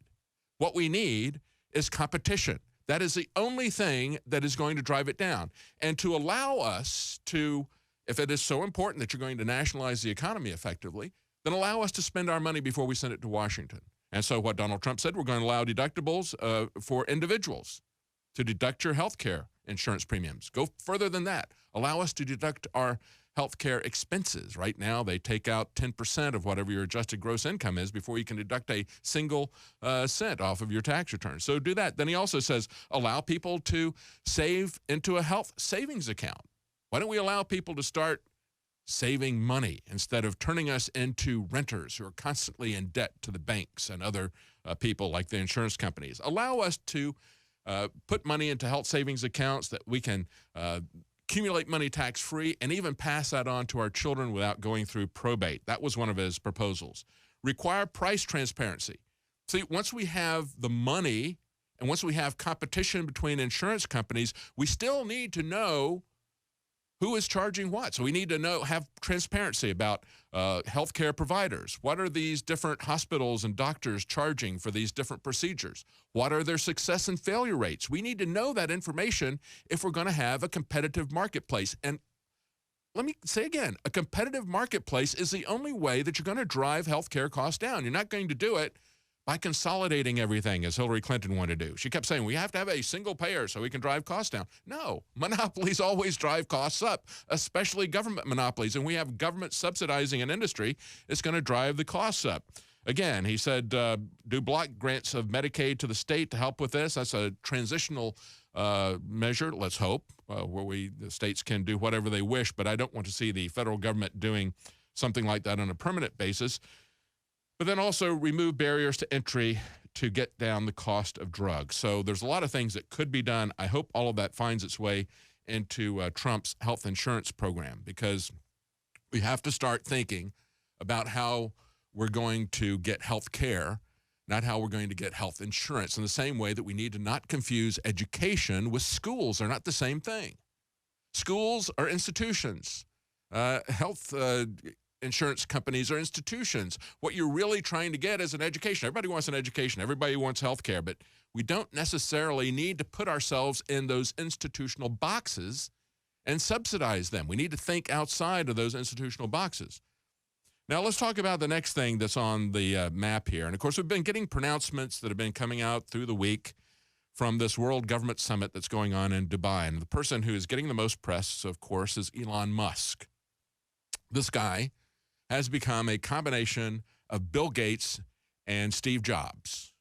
He has the reality distortion field around him where he's got these people that are such big fanboys of him, just like Steve Jobs. No matter what he does, no matter what he introduces, everybody goes fanatical about it, okay? They have to have his latest product. And so he's been able to take Steve Jobs' place in that. But what the guy truly is he is a Bill Gates globalist. And you can see this in some of the pronouncements that he's had out there. We've had several of these stories make their way onto the Drudge Report this week. Listen to this one quote from Elon Musk. We talked about it earlier in the week where he said, you're going to have to merge with machines or become irrelevant. And just hold that in your mind for a moment. To become irrelevant, what does that mean? That means that in his mind, you're going to be nothing. You're going to be some amoeba that he can just stamp out or wipe out with a plague or wipe out with autonomous killing drones that get out of control. Now, he's spoken against all this stuff, and he said, hey, we got to watch out for all this stuff. And yet, everything that he's doing is moving us along those lines.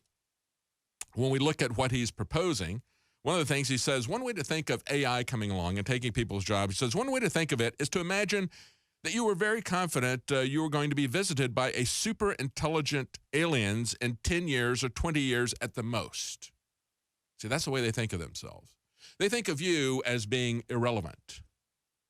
And when we talked to Hugo de Garis, and he talked about, hey, you're going to have a few elites, technological elites. They're going to be the cosmos, I call him in his term. He talked about the Artilect War, the artificial intelligence war, gigadeath in humanity. He goes, all you people, the Terrans, who at some point realize where this is all headed, say we don't want it, then these elitists like Elon Musk will head off to Elysium, the near-term orbit, and they're going to fight you with their superior technology because they're a superior alien force.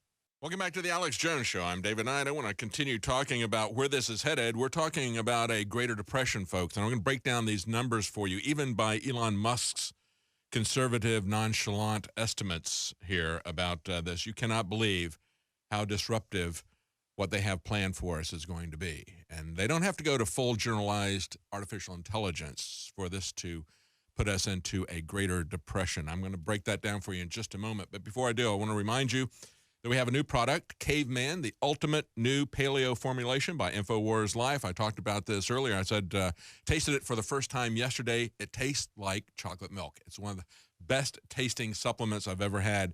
And it has good things in it for you, unlike chocolate milk. It has bone broth, turmeric root, chaga mushroom, 7 total primal superfoods in a single great tasting formula. And I would underscore the great tasting formula. I mean, where else can you get great nutrients like this in something that tastes like chocolate milk? So it's great for you, great for your kids, for anybody. I'm sure they probably got another other taste formulations, but that's the one that I really liked. And again, you'll find that at InfoWarsLife.com. Also, we have a special collector's edition that we've just put out of our lower receivers from Tennessee Arms, the 80% lower receivers. And it's going to have a commemorative President Trump issue on it. Normally, these would be priced at $160, but we're doing this for loyal listeners with an introductory price of $150. It's a limited run of only 1,000 pieces. They're going to go very quickly. Again, it's got a picture of Donald Trump on the lower receiver, the 80% lower receiver, suitable for shooting from the hip. But it is, again, he is a friend of the Second Amendment, and so this is something that's going to be commemorative to that. And I think we're going to see some great moves in terms of defending the Second Amendment. Oh, they got him dressed up there. I just saw that picture. They got him dressed up like Andrew Jackson. That's a great image. That's something that Alex Jones picked. And he does remind me a lot of Andrew Jackson. Let's hope that he stands up to the banks like Andrew Jackson.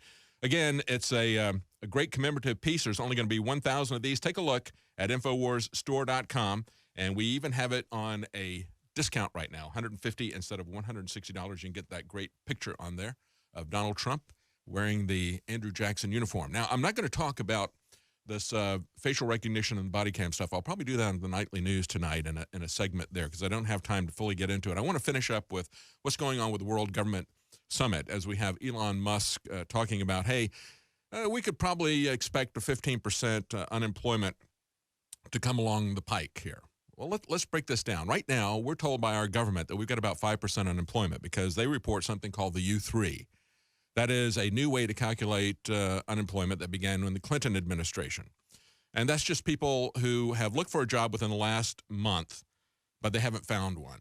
Now, if you go to the other unemployment measure, U6, which is people that have looked within the last year, or they might be working a part-time job, but they want a full-time job, but they can't get a full-time job, okay, then the unemployment rate is about 10%.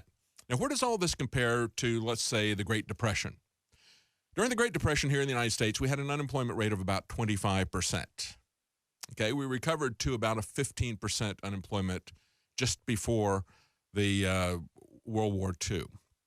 However, if you add even his conservative estimate to the real unemployment rate, you get back up to where we were under the Great Depression.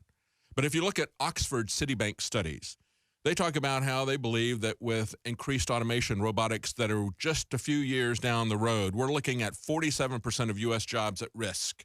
We're looking at 77% of Chinese jobs at risk. You think that's going to be disruptive?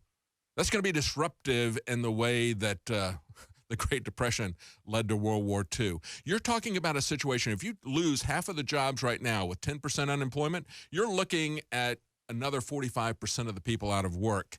You're looking at 55% unemployment, not the 25% that was the peak of the Great Depression. That's something you need to think about. That's it for today. Join us tonight for the InfoWars Nightly News.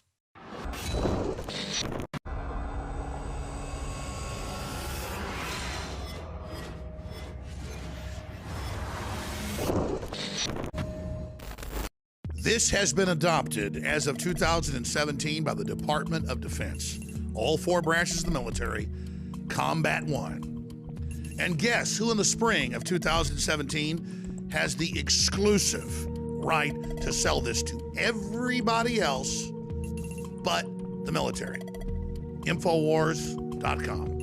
I want to commend Q and Patrick and the rest of our team. I want to commend Combat One for getting the big Pentagon deal. And I want to thank them for supporting us because they know we support America.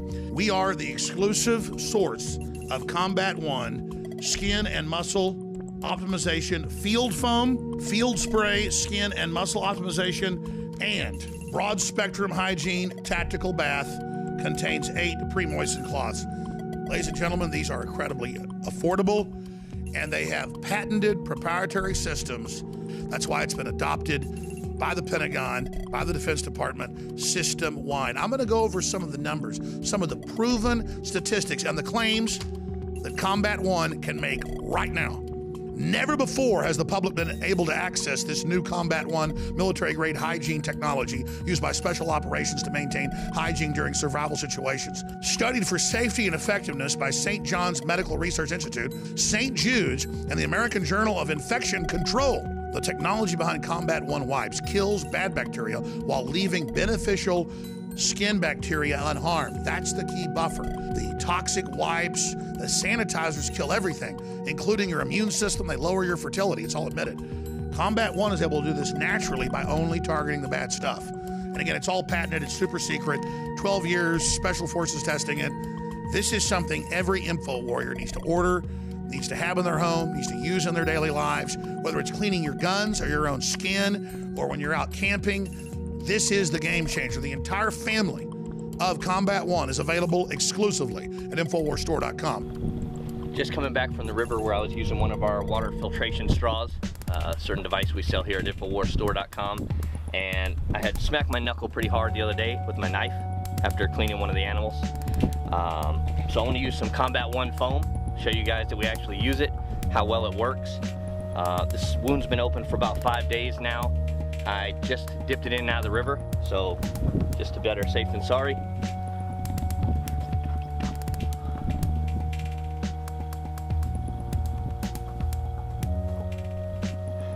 Once I let that soak in, I'll wrap it up, field dress, and nice and clean again. And it certainly is coming to the rescue with Combat One, born in America, made in America, and now distributed by InfoWars to America.